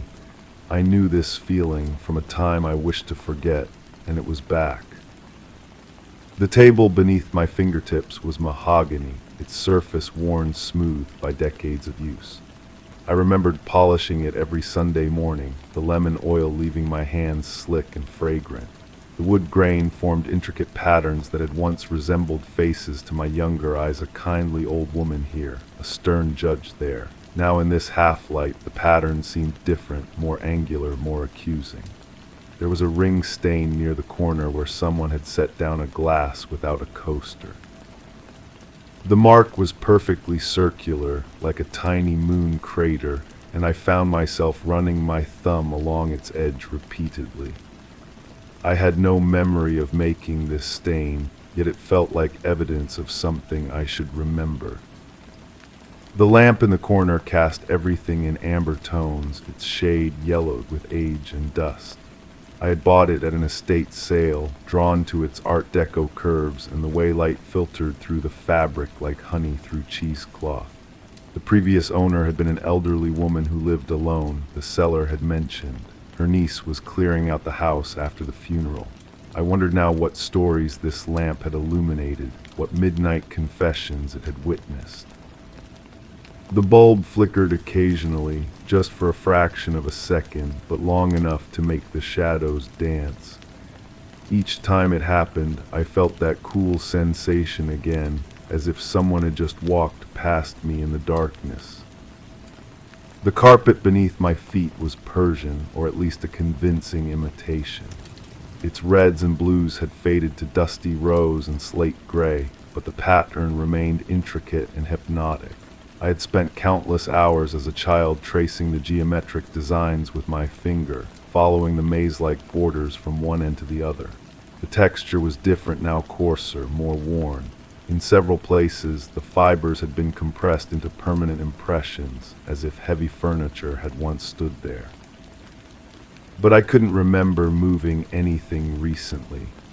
The depressions formed a rough rectangle near the center of the room, about the size of a coffee table, though no such piece of furniture had ever belonged there.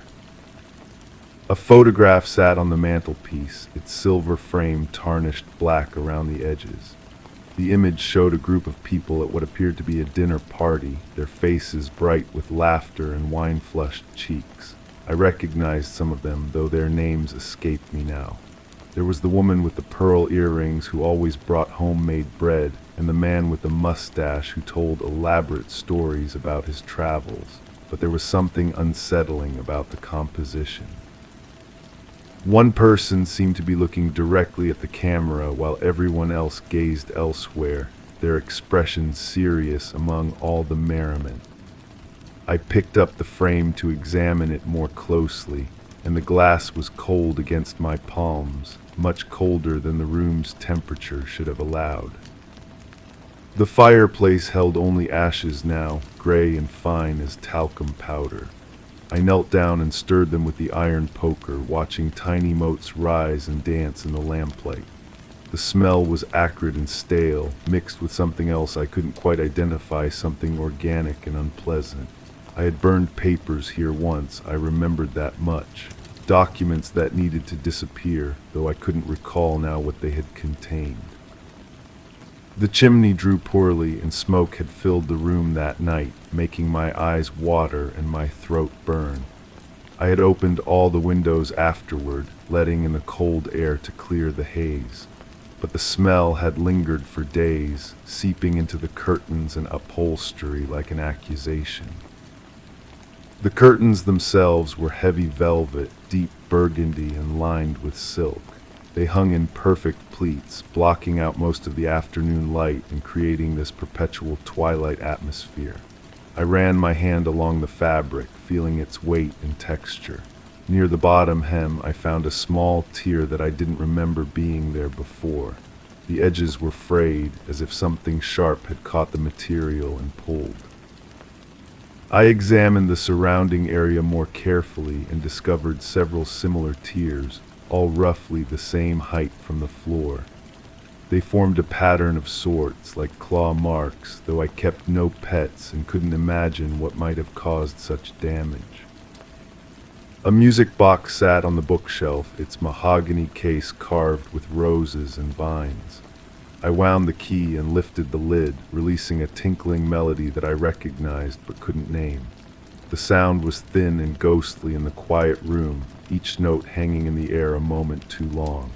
Inside, a tiny ballerina spun on her metal pin, her painted face serene and unchanging. Her tutu was real fabric, delicate and yellowed with age, and one of her arms had been broken off at some point and glued back on. The repair was obvious if you looked closely, a thin line of dried adhesive that caught the light.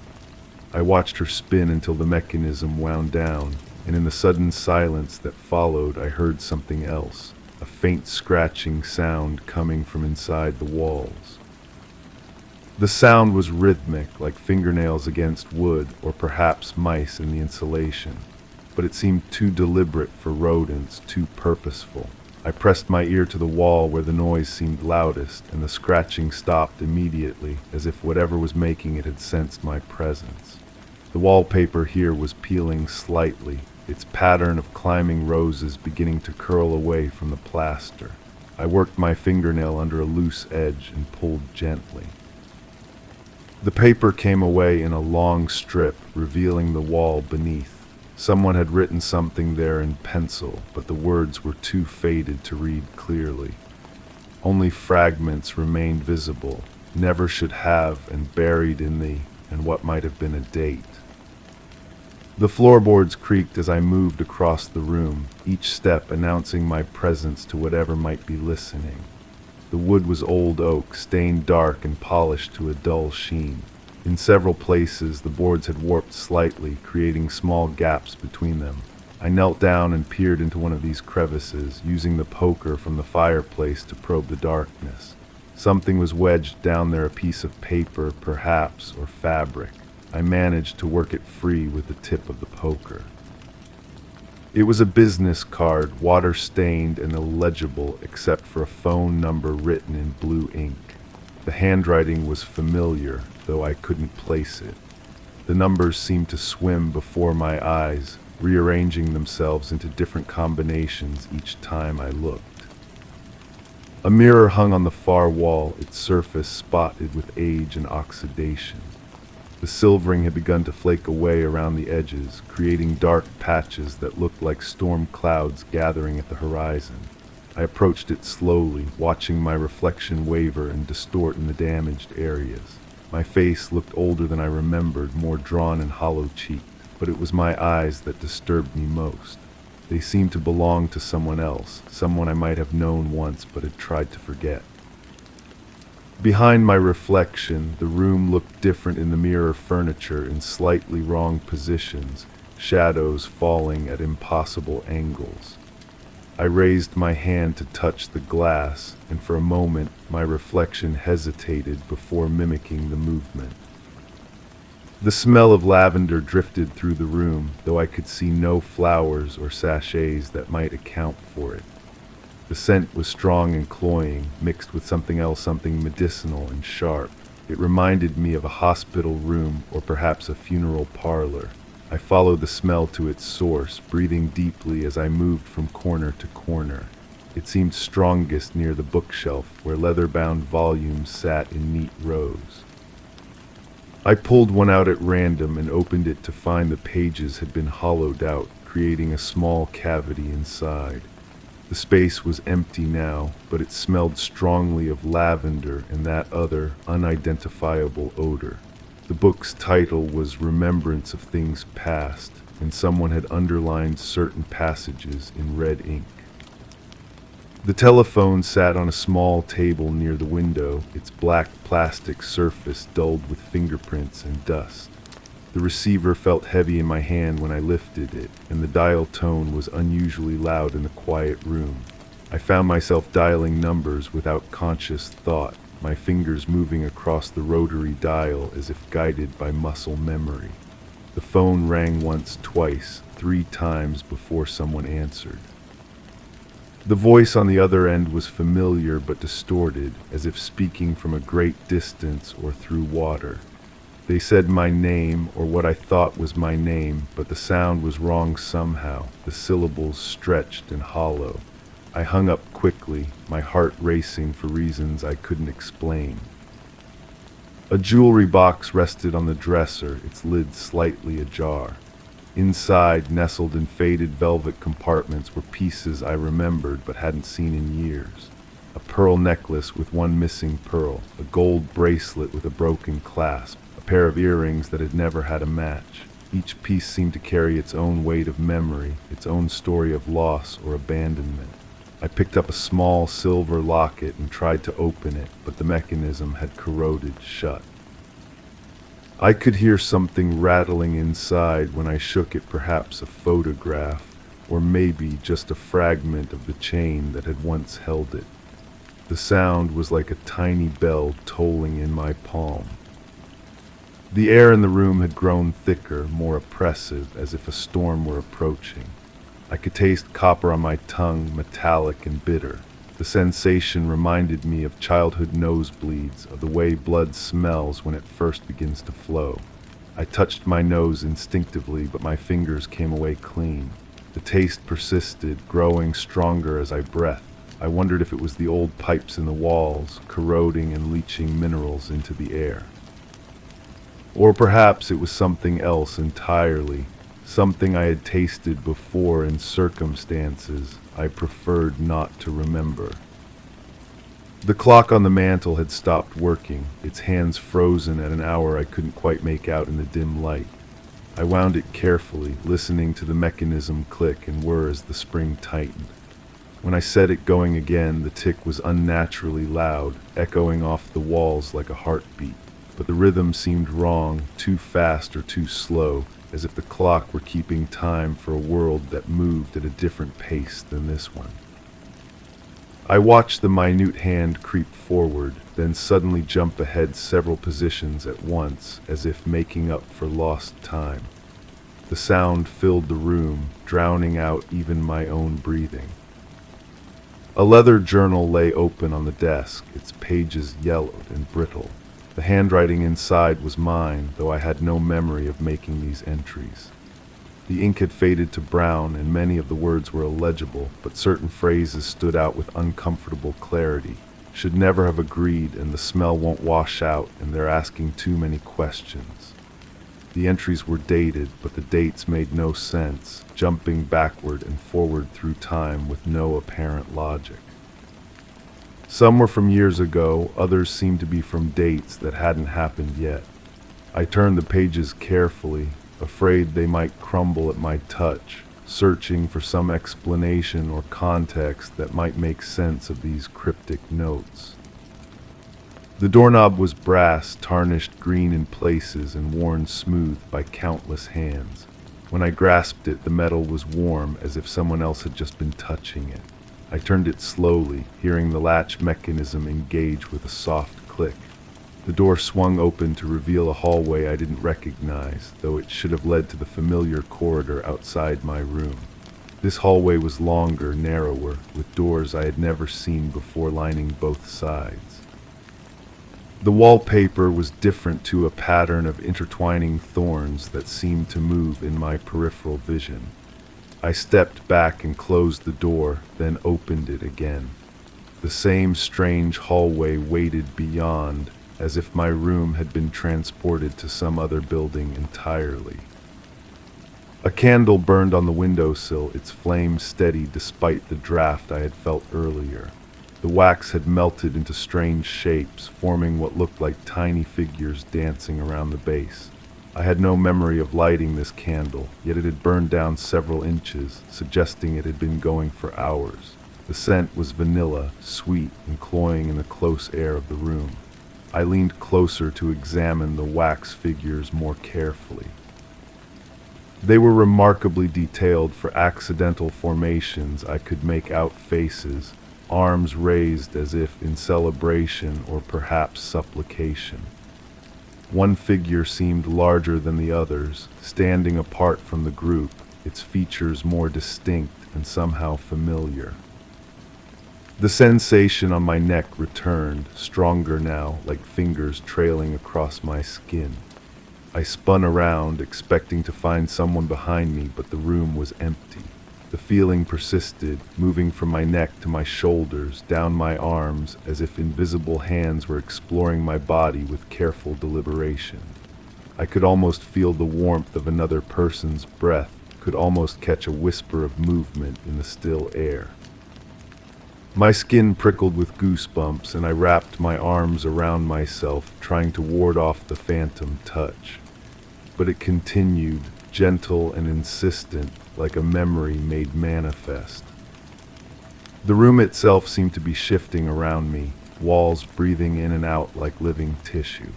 The corners appeared deeper than they should be, filled with shadows that moved independently of any light source. I pressed my back against the door, feeling the solid would reassure me of reality's persistence. But even the door felt different now, warmer, softer, as if it too were becoming something other than what it appeared. I closed my eyes and counted to 10, trying to center myself, to distinguish between perception and reality. When I opened them again, the room looked normal, but the feeling of wrongness remained, like a discordant note hanging in the air. The final detail that caught my attention was a single drop of water on the table's surface, perfectly round and clear as crystal. I had no idea where it had come from. The ceiling showed no signs of leakage, and I hadn't spilled anything. I touched it with my fingertip, and it was surprisingly cold, almost freezing. As I watched, another drop appeared beside the first, then another. They seemed to be materializing from the air itself, condensing out of nothing like tears from an invisible face. I looked up at the ceiling again, then around the room, searching for any rational explanation. But the drops continued to appear, each one perfectly formed, each one carrying within its curved surface a tiny, distorted reflection of the room and of me, standing there with my hand outstretched, reaching toward something I couldn't name. Story 8. I assured them the room was exactly as I'd left it. A nod here, a scribble there, they seemed to accept it readily enough. But the air was dense, heavy with a lingering musk that shouldn't have been. Shadows lengthened in unnatural ways, grasping at the corners where daylight should have reached. The carpets weaved pressed an unfamiliar pattern into my palm, a roughness where none belonged. The walls bore witness, their surface marred with smudges not mine, outlines fading into the dim. I held my breath as they surveyed the scene, felt it catch like a snag on wool. Yet I offered nothing more. The color of the evening light felt different, like it had absorbed too much. The coffee cup on the desk still held warmth when I touched its ceramic rim. Steam had long since ceased rising from its surface, but the heat remained, as if someone had just finished drinking from it moments before their arrival. The handle bore a slight residue, sticky between my fingers, not the clean porcelain I remembered setting down that morning. Inside, the liquid had formed a thin film across its surface, rainbow patterns swirling like oil on water. I had never taken my coffee black, yet here it sat, dark as midnight, bitter as regret. The chair behind the desk had been moved, not dramatically, not enough for them to notice, but the indentations in the carpet told a different story than the one I'd given. The leather seat cushion held the impression of someone larger than myself, the way the material pulled taut around the edges suggesting weight I'd never carried. When I pressed my hand against the backrest, it gave way too easily, as if the springs beneath had been compressed beyond their natural state. The armrests showed where patterns that didn't match my usual grip, smooth patches where rough palms had rubbed the surface raw. A photograph on the bookshelf caught the dying light at an angle that made the faces within seem to shift. I had placed it there myself, yet the frame appeared somehow different, the silver tarnished in places that should have remained bright. The glass held fingerprints that weren't mine, smudges that caught the reflection of the investigators as they moved through the space. Behind the glass, the subject seemed to watch with eyes that held knowledge I couldn't access, expressions that suggested they had witnessed something I was still trying to understand. The window latch had been turned, such a small detail, barely worth noting, except that I never opened that particular window. The mechanism was old, requiring force I didn't possess, yet there it sat, rotated 90 degrees from its usual position. The sill beneath showed traces of moisture, though no rain had fallen in days. Dust patterns indicated the frame had been raised and lowered recently, disturbing accumulations that should have remained undisturbed. Outside, the view seemed somehow altered, as if the landscape had shifted while I wasn't looking. Books on the lower shelf had been rearranged, the spines no longer aligned with the careful organization I maintained, and several volumes sat slightly askew, pushed back just far enough to create shadows between them and their neighbors. One particular book, a thick volume on behavioral psychology, protruded further than the others, its pages splayed as if someone had been reading it and closed it hastily. When I touched the binding, it felt warm, the leather soft with recent handling. The bookmark I had left at chapter 3 now marked a page I had never reached. The telephone on the side table hummed with an electrical current that seemed too strong. The receiver rested in its cradle at a slight angle, not quite seated properly, as if it had been replaced in haste. The coiled cord showed kinks and twists that hadn't been there before, stretched in places where tension had been applied.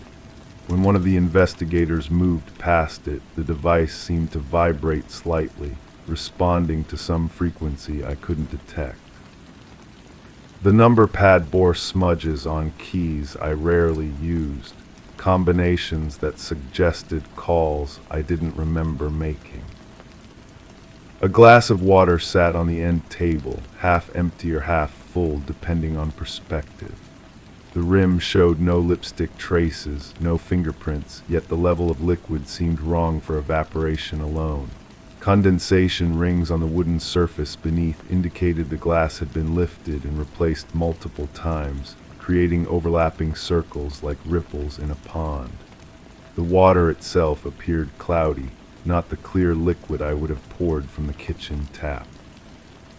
When light passed through it, the refraction created patterns that seemed almost deliberate, as if the contents had been stirred with purpose. The wastebasket beside the desk contained items I didn't recognize. Crumpled papers with handwriting that wasn't mine, the ink still fresh enough to smear when touched. Fragments of what looked like photographs, torn into pieces too small to reconstruct, but large enough to suggest faces I should have known. A tissue stained with something dark, folded carefully and placed among the other debris. The metal mesh of the basket had been bent slightly, as if something heavy had been pressed down upon its contents, compacting them into the bottom. A pen lay on the floor beside my chair, its cap missing, the tip dried with ink that had pooled into a small stain on the carpet. I never dropped pens, never left them uncapped, yet here it rested as if it had fallen from nerveless fingers. The barrel showed teeth marks, indentations from someone who chewed when they thought, a habit I had never possessed. When I picked it up, the metal felt cold against my palm, colder than the room's temperature should have allowed. The ink remaining in its cartridge was blue, though I always wrote in black. The lamp on the desk had been adjusted. Its shade now cast light in a different pattern, illuminating areas that had been shadowed before while leaving familiar spaces in darkness. The switch showed signs of recent use, the metal worn smooth by fingers that had turned it on and off repeatedly. The bulb inside seemed brighter than the wattage I remembered installing, throwing harsh shadows that made the room feel smaller, more confined. The electrical cord had been moved, snaking across the floor in a path that hadn't existed when I left that morning. A magazine on the coffee table lay open to a page I had never read. The article discussed memory and how it could be altered, influenced, made unreliable by stress and suggestion. Someone had underlined passages with the same blue ink from the fallen pen, marking sentences about the malleability of human recollection. The pages showed creases where they had been folded back, handled with the kind of care that suggested deep interest. Margin notes appeared in handwriting that looked almost like mine, but formed with a pressure and slant that felt foreign. The air conditioning vent above my head released a steady stream of cool air, but the temperature felt wrong. Too warm in some places, too cold in others, as if the system couldn't decide what comfort meant. The metal grating had been disturbed, showing scratches around the screws that held it in place. Dust patterns indicated it had been removed and replaced, though I couldn't imagine why anyone would need access to the ductwork. The sound it made wasn't the familiar hum I had grown accustomed to, but something slightly off-key, like an instrument that needed tuning. A coaster on the side table held the ghost of a wet ring, though no glass sat upon it now. The cork material had absorbed moisture that left it darker in a perfect circle, the edges crisp as if the object that had rested there possessed weight and substance. The pattern matched no glass or cup I owned, too large for my usual coffee mug, too small for the water glasses in my kitchen. When I touched the surface, it felt damp still, though logic suggested any moisture should have evaporated long ago. The mirror across the room reflected the scene with unsettling clarity. In its surface, I could see the investigators moving through the space, their forms distorted slightly by imperfections in the glass. But there were shadows in the reflection that didn't correspond to any object in the actual room, dark shapes that seemed to move independently of their supposed sources. When I looked directly at these areas, they appeared normal, but the mirror insisted on showing something else, something that made my eyes water when I tried to focus on it directly. A clock on the mantelpiece had stopped. Its hands pointed to a time that meant nothing to me, frozen in a moment I couldn't place or remember. The battery compartment showed signs of recent opening, the plastic slightly warped as if someone had forced it with impatient fingers. Fresh batteries sat inside, their terminals bright with new contact, yet the mechanism refused to move. The ticking that had once provided a steady rhythm to my thoughts had ceased, leaving the room wrapped in a silence that felt too complete, too deliberate. The doorknob to the closet had been turned. The brass showed fingerprints in patterns that didn't match my grip, larger hands with different pressure points and calluses. Inside, my clothes hung in disarray, pushed aside as if someone had searched through them with growing urgency. Hangers lay empty on the floor, their metal frames twisted slightly, suggesting they had been pulled free with more force than necessary. The floor of the closet showed scuff marks from shoes I didn't recognize, treads that had pressed into the wood with weight and purpose. A tissue box on the bookshelf sat nearly empty, though I remembered it being full. The opening had been torn wider than its original size, as if someone had pulled tissues out in handfuls rather than one at a time. The cardboard showed stress marks where it had been gripped too tightly, and the remaining tissues inside were compressed, pushed down as if a hand had reached deep into the container searching for something hidden beneath them. The floral pattern on the box seemed faded now, as if exposure to something had leached the color from its surface. The investigators finished their examination and prepared to leave. They nodded with the same professional courtesy they had shown upon arrival, making notes in small books that they tucked into jacket pockets. Their shoes left no marks on the carpet as they walked to the door, their presence seeming to evaporate as quickly as it had materialized. I watched them go, noting how the room seemed to exhale as they departed, settling back into itself like a held breath finally released. Alone again, I surveyed the space that was supposed to be familiar. The evening light continued its slow fade toward darkness, but the quality remained wrong, too thick, too heavy with implications I couldn't name. Each object sat where it belonged, yet none felt quite right, as if everything had been shifted just slightly out of truth. The silence pressed against my ears, no longer comfortable but expectant, waiting for something to fill the void left by departing footsteps and closing doors. The room held its secrets close, wrapped in shadows that had nothing to do with the position of the sun. I moved through the space like a stranger touching surfaces that should have felt like home, but instead seemed to pulse with the memory of other hands, other purposes. The investigation was over, but the questions remained, multiplying in the growing darkness like seeds scattered on fertile ground, waiting for the right conditions to bloom into something I wasn't sure I was ready to understand. Story 9. I assured them the window was shut tight. The questions slipped past them like a whisper caught in the evening breeze. They didn't press further. But that gust of cool air still clung to my skin, a fleeting chill that traced its fingers down my spine. The rustle of leaves seemed louder then, as if echoing from within. Dust danced in sudden spirals across the sill, settling once more onto the wilting petals of the forgotten flowers. The tap of a single drop of water echoed from the sink, an irregular rhythm that gnawed at the silence. I avoided looking at the shadows stretching along the floor. The air felt heavier, pressing down with each shallow breath I took. When I turned away, the creak from the hinge was softer than I remembered.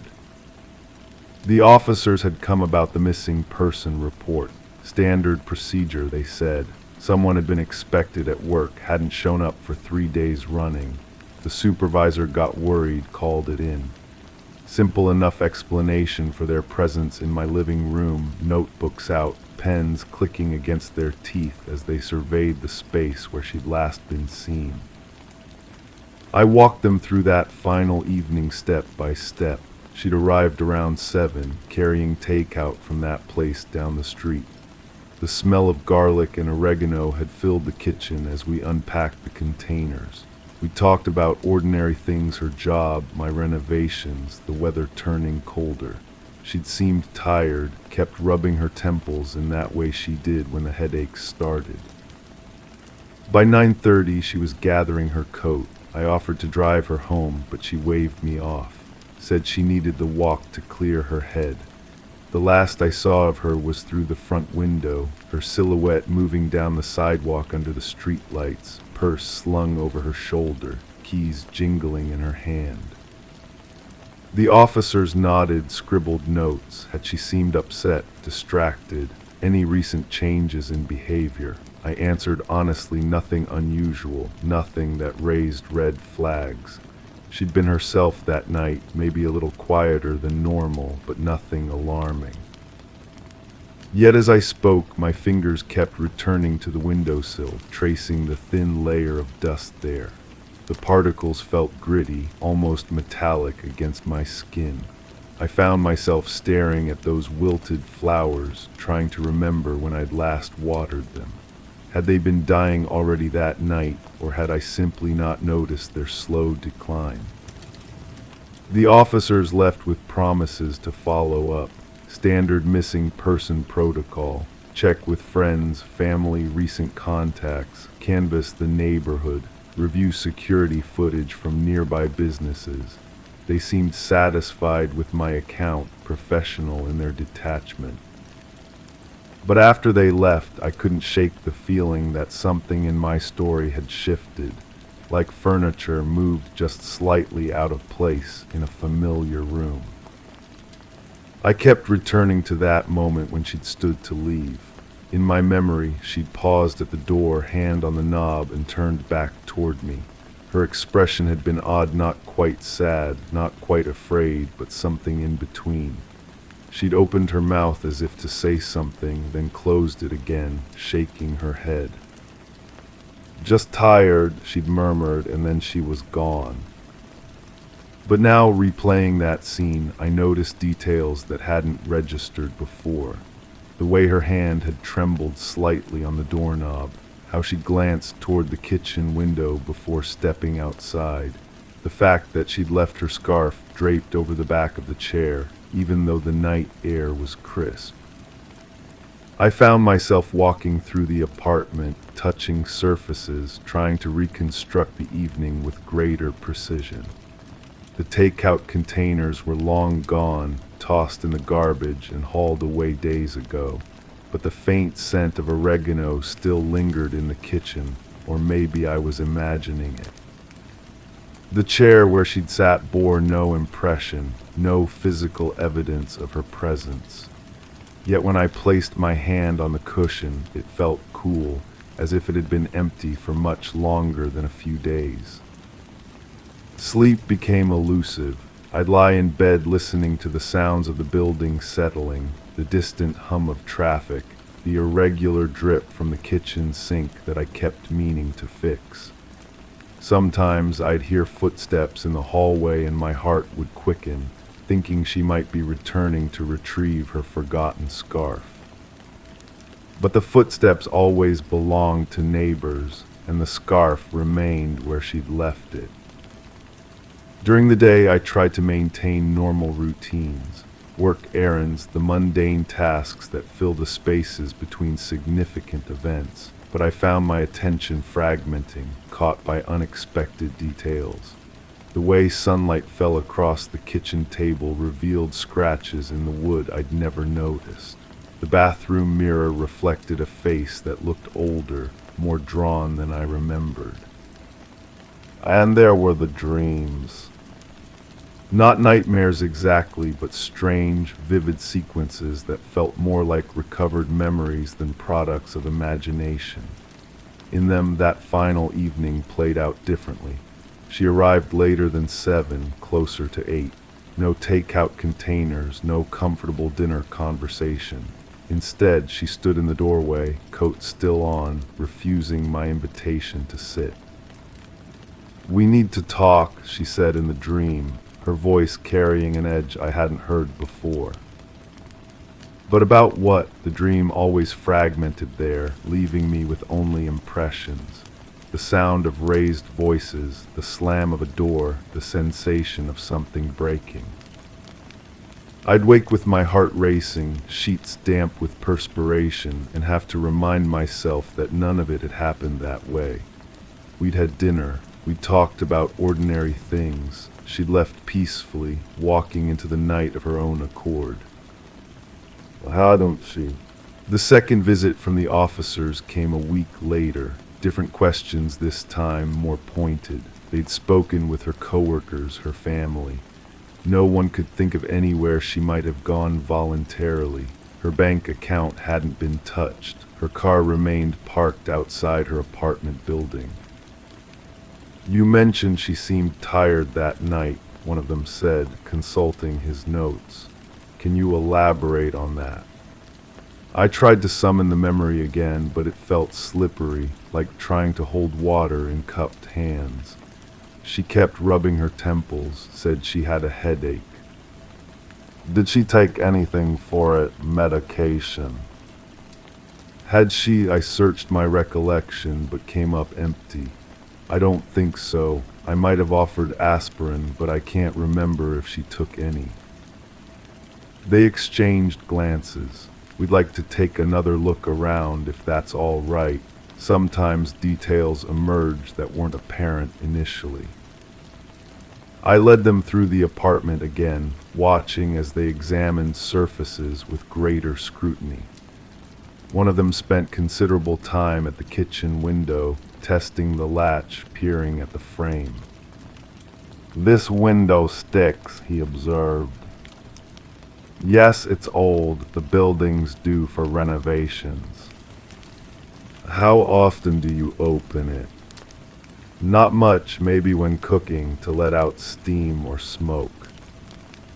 He nodded, making a note. His partner was examining the area around the sink, the one with the persistent drip. "Plumbing issues. Just that faucet I keep meaning to call maintenance." But as I said it, I realized I couldn't recall when the dripping had started. Had it been going on for weeks, months, or had it begun more recently, after that final evening? After they left, I found myself obsessively checking the window latch, pressing my face against the glass to peer down at the narrow alley below. 3 stories up, nothing but concrete and a dumpster, a few scraggly weeds pushing through cracks in the pavement.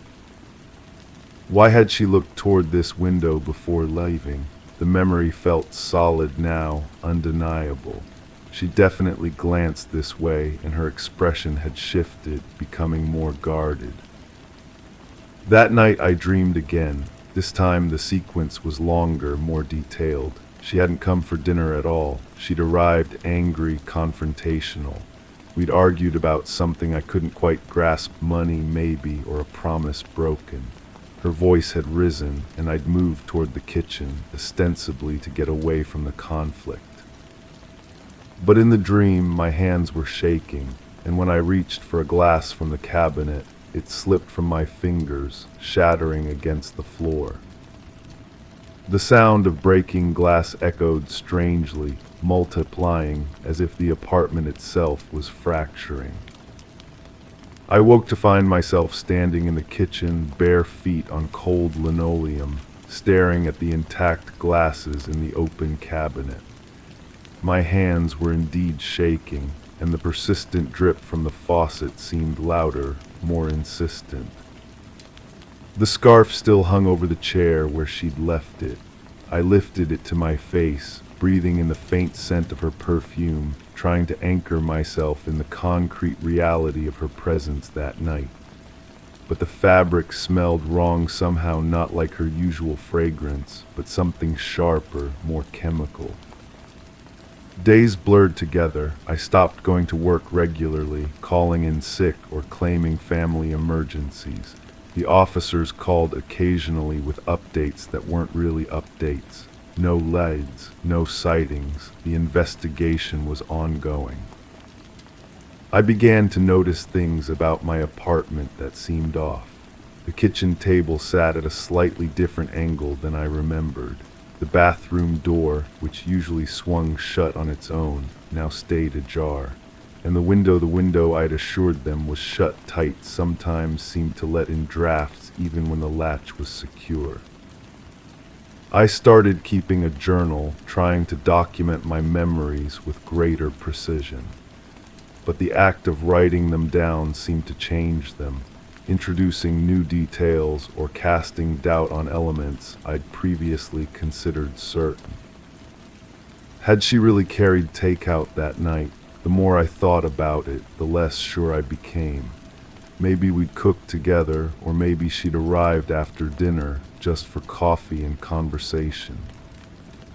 And her mood, had she been tired or had she been nervous?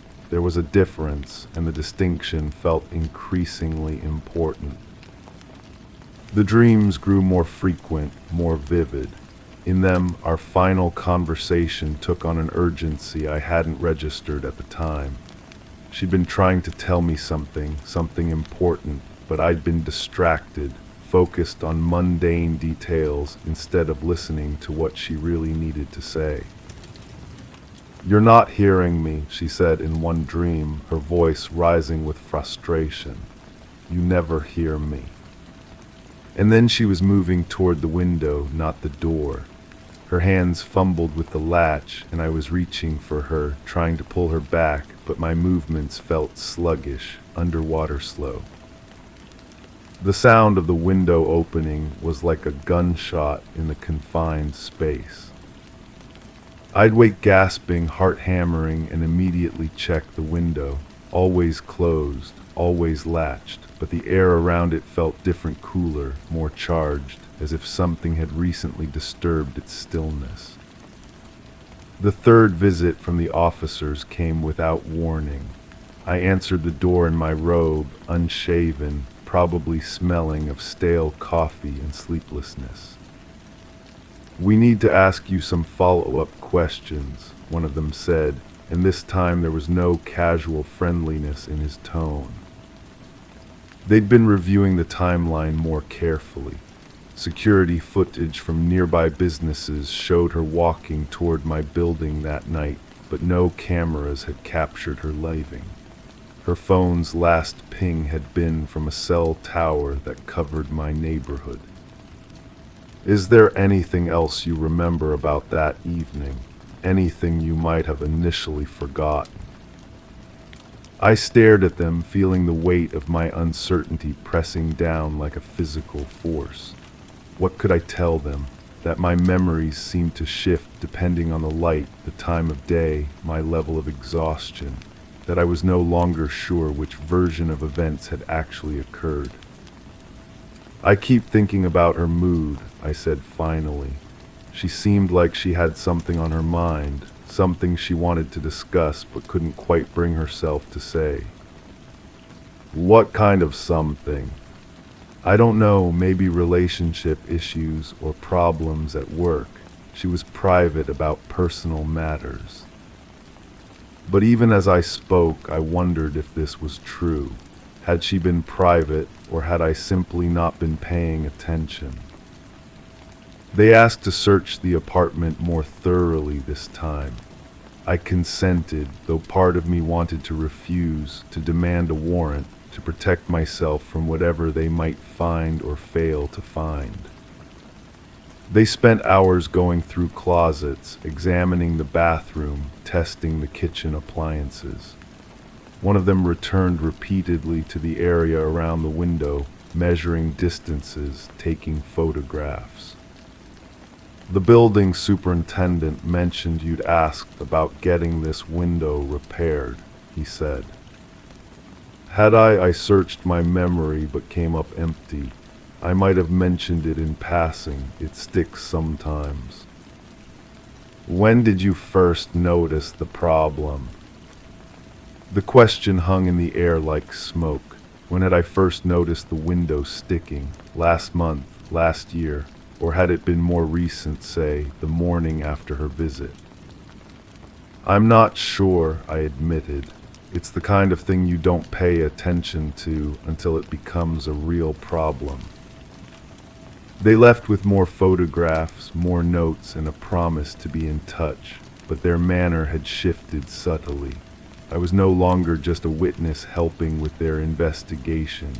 I had become something else, a person of interest, perhaps, or someone whose story required more careful scrutiny. That night I sat in the chair where she'd left her scarf, trying to reconstruct the evening one more time. But instead of memories, I found only questions. Why had she come that night? What had she really wanted to discuss? And why couldn't I remember her leaving with any clarity? The more I focused on that moment, her hand on the doorknob, her glance toward the kitchen, the more it seemed to fracture into multiple possibilities. Maybe she'd left through the door. Maybe she'd never left at all. Maybe the person who'd walked away under the streetlights had been someone else entirely. The drip from the kitchen faucet continued its irregular rhythm, and I found myself counting the intervals between drops, as if their timing might reveal some hidden pattern, some clue to what had really happened. But the only thing I could say with certainty was that the window was shut tight, just as I'd told them. The question was whether it had always been that way, or whether someone had closed it after the fact, sealing away whatever truth lay hidden in the space between memory and dream. The scarf still carried her scent, faint but unmistakable. I held it against my face and tried to remember the sound of her voice, the weight of her footsteps, the particular way she'd said goodbye. But all I could hear was the wind outside, rattling the glass, and the steady drip of water marking time in the darkness. Story 10. It was the faintest hint of chalk on slate, a distant whisper that snagged at the corner of my consciousness. I was in the hallway, where carpet muted footsteps and the air always hummed with the scent of old varnish. Yet that insistent sound pulled me away from my surroundings, back to a place where walls echoed secrets untold. I hesitated, glancing at the untouched walls lined with photographs that seemed to look past me. The noise circled, blurring into a memory I couldn't fully grasp, but which coiled tight around my spine. I felt drawn to the closed study door, the unease building as if the very house held its breath. I had sworn I'd never hear that sound again, yet here it was, ceaseless and real. I knew exactly what had happened that night. The certainty of it had carried me through the investigation, through the questions, through the sleepless hours when doubt tried to creep in. She had been working late in the study, as she always did when the quarterly reports were due.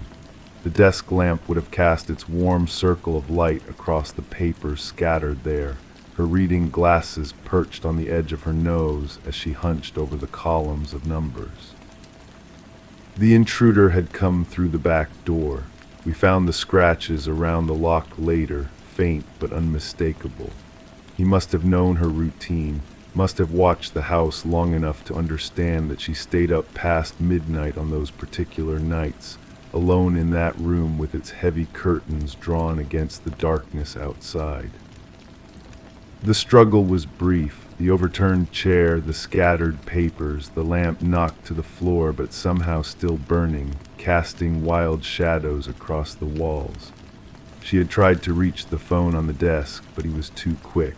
The cord was pulled from the wall, coiled on the carpet like a sleeping snake. When I found her the next morning, she was slumped over the desk, her hands still reaching toward where the phone had been. The paramedics said it was quick, that she wouldn't have suffered long, a heart attack brought on by the shock and fear. The intruder had fled empty-handed when he realized what had happened, leaving behind only those scratches on the door and the chaos in the study. That's what I told the police. That's what I believed. That's what made sense of the senseless. But standing here now, listening to that sound that shouldn't exist, I feel the first hairline crack in my certainty. The chalk on slate, soft and rhythmic, continues from behind the study door. The same door I haven't opened since that morning, the same room that's been sealed and silent for months. I reach for the handle, my fingers trembling slightly. The metal is cold, colder than it should be in this warm hallway. As I turn it, the sound stops abruptly, as if whatever was making it knew I was coming. The study looks exactly as I left it.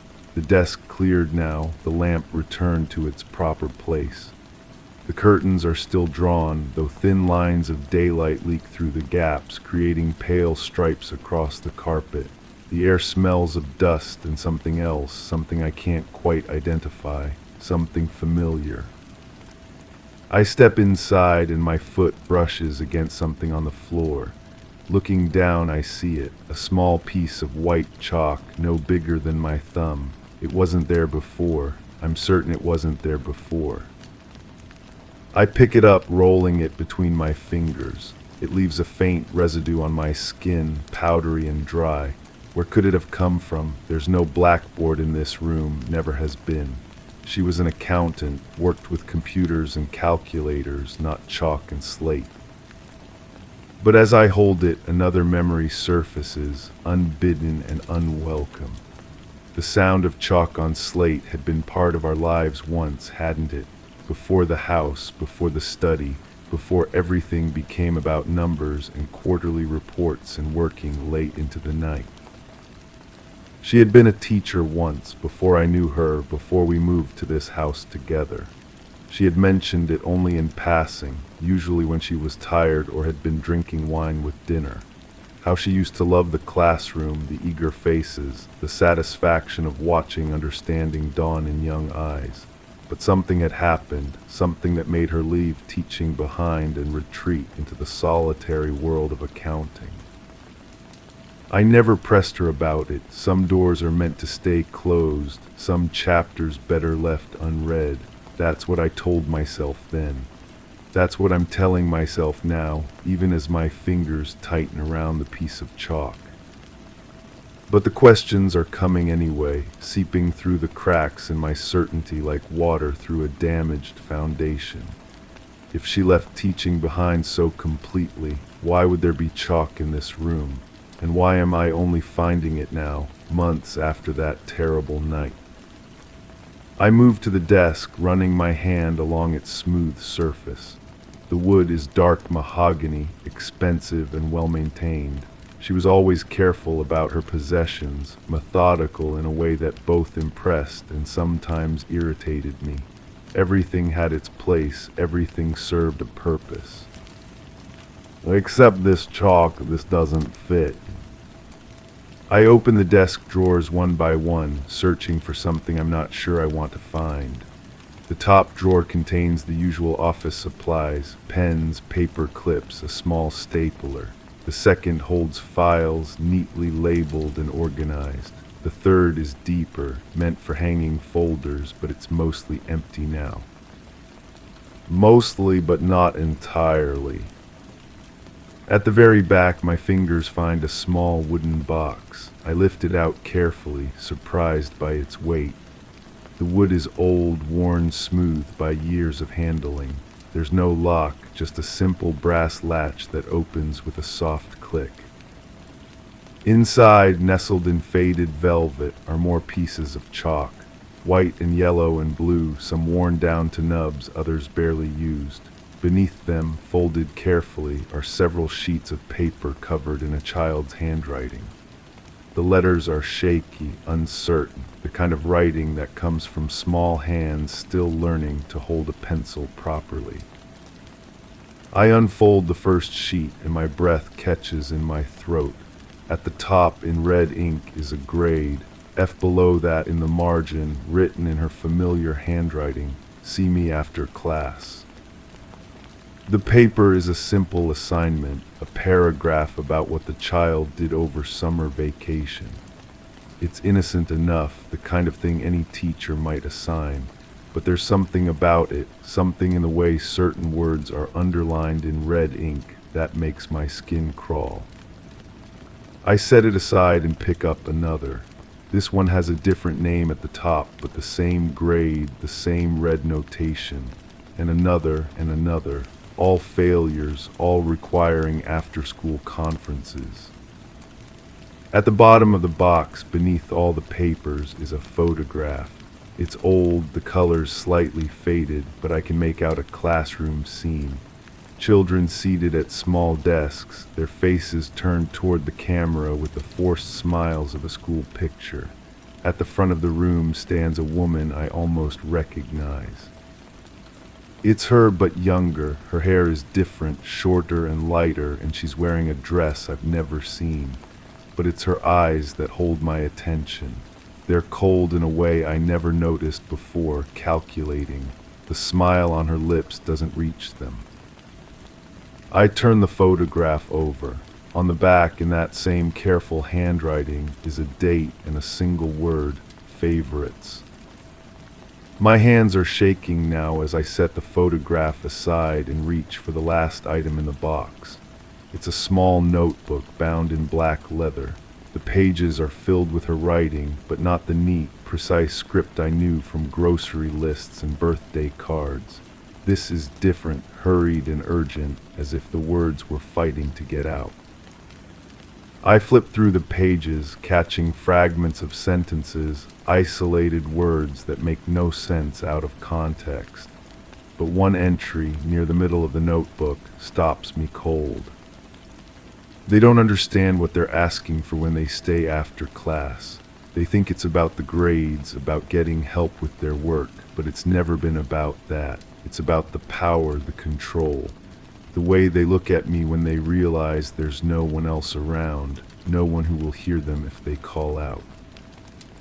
I close the notebook quickly, my heart hammering against my ribs. This can't be right. This can't be about her, about the woman I shared a bed with, shared meals with, shared a life with. There has to be another explanation. But even as I try to rationalize what I've found, other memories are surfacing. The way she sometimes looked at me when she thought I wasn't paying attention, with that same calculating expression from the photograph. The phone calls she would take in another room, speaking in low tones I couldn't quite make out.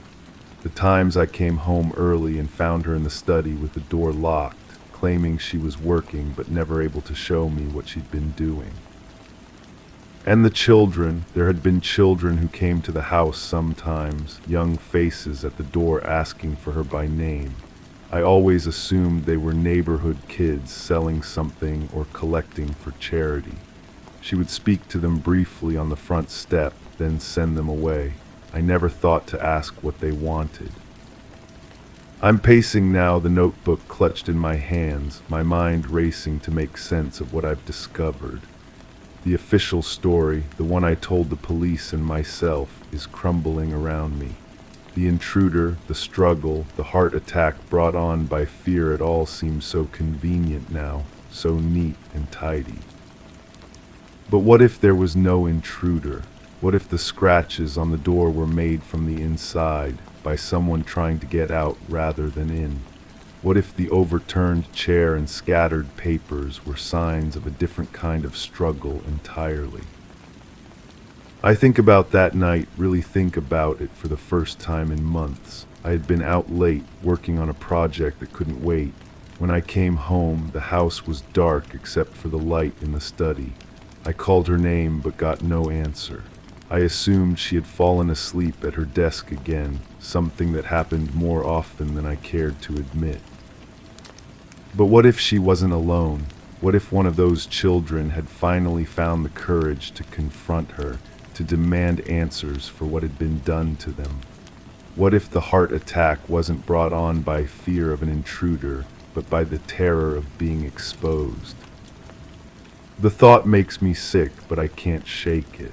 I look around the study with new eyes, seeing it not as the scene of a random crime, but as the setting for something far more calculated and cruel.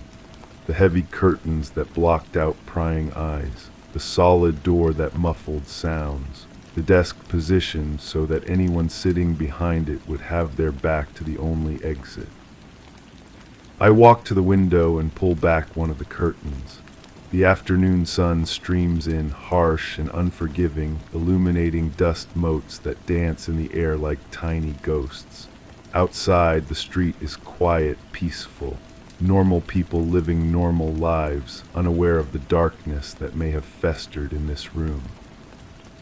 A movement catches my eye, and I see a figure standing on the sidewalk across the street. It's a young person, maybe a teenager, wearing a dark jacket with the hood pulled up. They're staring directly at the house, at the window where I stand. Even from this distance, I can feel the intensity of their gaze. We lock eyes for a moment, and I see something in their face that makes my blood run cold. It's not curiosity or idle interest, it's recognition and something else. Something that might be satisfaction. Then they turn and walk away, disappearing around the corner before I can react. I'm left standing at the window, my heart pounding, wondering if what I just saw was real or if my guilt-ridden mind is playing tricks on me. Because that's what this is, isn't it? Guilt. The knowledge that I lived with her for years and never saw what she really was. Never asked the right questions, never looked past the surface of our quiet, orderly life. I was complicit in my ignorance, and now that ignorance feels like a weight I'll carry forever. I return to the desk and sit in her chair, the leather creaking softly under my weight. From this angle, I can see the entire room, can imagine how it must have looked to those children when they were brought here. The authority figure behind the big desk, the closed door, the sense that no one would believe them even if they found the courage to speak. The notebook is still in my hands, and almost against my will, I open it again. This time I read more carefully, forcing myself to confront the words on the page even as they make me want to run from this room and never come back. The quiet ones are always the easiest. They've already learned not to make noise, not to draw attention to themselves. They accept what happens as just another thing they have to endure. But it's the fighters I remember most clearly. The ones who thought they could say no, who believed someone would listen if they complained. I slam the notebook shut, but it's too late. The words are burned into my memory now, impossible to unsee or unknow. I understand now why she left teaching, why she retreated into the solitary world of numbers and reports. Not because she wanted to escape, but because she had to. Because someone had finally asked the right questions and she could no longer hide what she was. The sound of chalk on slate starts again, so suddenly that I jump in the chair. But this time I know it's not coming from this room. It's coming from somewhere else in the house, somewhere I haven't looked yet.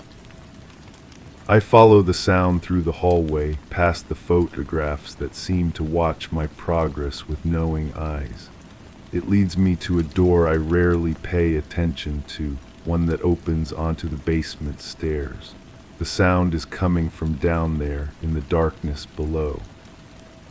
I flip the light switch, but nothing happens. The bulb must have burned out, or maybe the power is off down there. But the sound continues, rhythmic and insistent, drawing me forward despite every instinct that tells me to turn around and leave this house forever. I find a flashlight in the kitchen drawer and return to the basement door. The beam cuts through the darkness as I descend the wooden steps, each one creaking under my weight. The air grows cooler as I go deeper, and that familiar smell grows stronger. Not just dust, but something organic.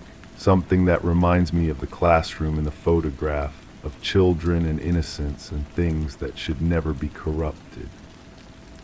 At the bottom of the stairs, my flashlight beam reveals a space I thought I knew.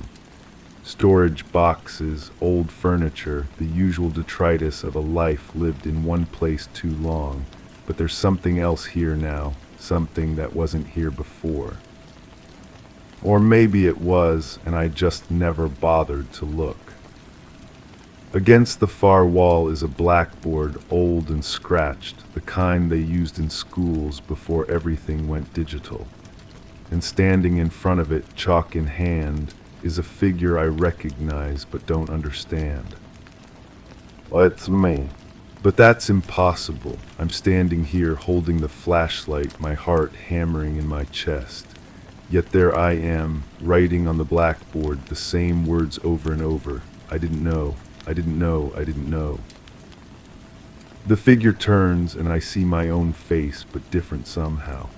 Older, more tired, marked by a knowledge I don't yet possess but fear I'm about to acquire. The other me smiles, and it's the same calculating expression I saw in her photograph, the same cold assessment I'm beginning to recognize in myself. But you did know, the other me says, and his voice is my voice, but not my voice. You always knew, you just chose not to see. The flashlight slips from my numb fingers, clattering to the concrete floor. In the darkness that follows, I hear the sound of chalk on slate one last time, and then silence. When I finally manage to find the flashlight and turn it back on, the basement is empty. Just storage boxes and old furniture and the lingering scent of chalk dust in the air. The blackboard is gone, if it was ever really there at all. But in my hand, I'm still holding that small piece of chalk. And on my fingers, white dust that proves something happened here, even if I can no longer trust my own eyes to tell me what. I climb the stairs slowly, my legs shaking with each step. Back in the hallway, surrounded by those watching photographs, I try to make sense of what I've experienced. Was it real, or just my mind's way of processing the horrible truth I've uncovered? Does it matter? The facts remain the same. She's gone, and with her went the answers to questions I should have asked long ago. The children she hurt, if she hurt them, will carry those scars forever, and I will carry the weight of my willful blindness, my comfortable ignorance, my failure to protect those who needed protection. I look at the photographs lining the hallway wall, really look at them for the first time. They're not of us, not of our life together. They're school pictures, class photos, images of children at various ages. Some are smiling, others look uncomfortable, caught in that awkward space between childhood and adolescence. How long have these been here? How did I never notice them before? In each photograph I can now see her, standing at the edge of the frame or in the background, always watching, always calculating. And in some of the pictures, certain faces are circled in faint pencil marks, so light they're almost invisible unless you know to look for them. The favorites, the quiet ones, the fighters who thought they could say no. I understand now that I will never know the complete truth of what happened in this house, in that study, in the classrooms where she worked before I knew her. The evidence I've found could be interpreted in many ways, and the woman who could provide answers is beyond questioning. But I also understand that my certainty about that night, about the intruder and the struggle and the convenient heart attack, was built on a foundation of willful ignorance. I chose not to see because seeing would have required action, would have shattered the comfortable life I thought we shared. The piece of chalk is still in my hand, growing warm from my grip. I could throw it away, could pack up the contents of that wooden box and pretend I never found them. I could maintain the fiction that she was the victim, that we were both victims of some random tragedy. But the sound of chalk on slate continues to echo in my memory, and I know it will never truly stop. Somewhere out there, those children are now adults, carrying their secrets and their scars. Some of them might be watching this house, waiting to see if the truth will finally come to light. And perhaps one of them was here that night, not as an intruder, but as someone seeking justice or closure, or simply the satisfaction of watching their tormentor face the consequences of her actions. If so, I can't blame them. I can only blame myself for not seeing sooner, for not asking the questions that might have prevented further harm. The house feels different now, charged with secrets and possibilities I'm only beginning to understand.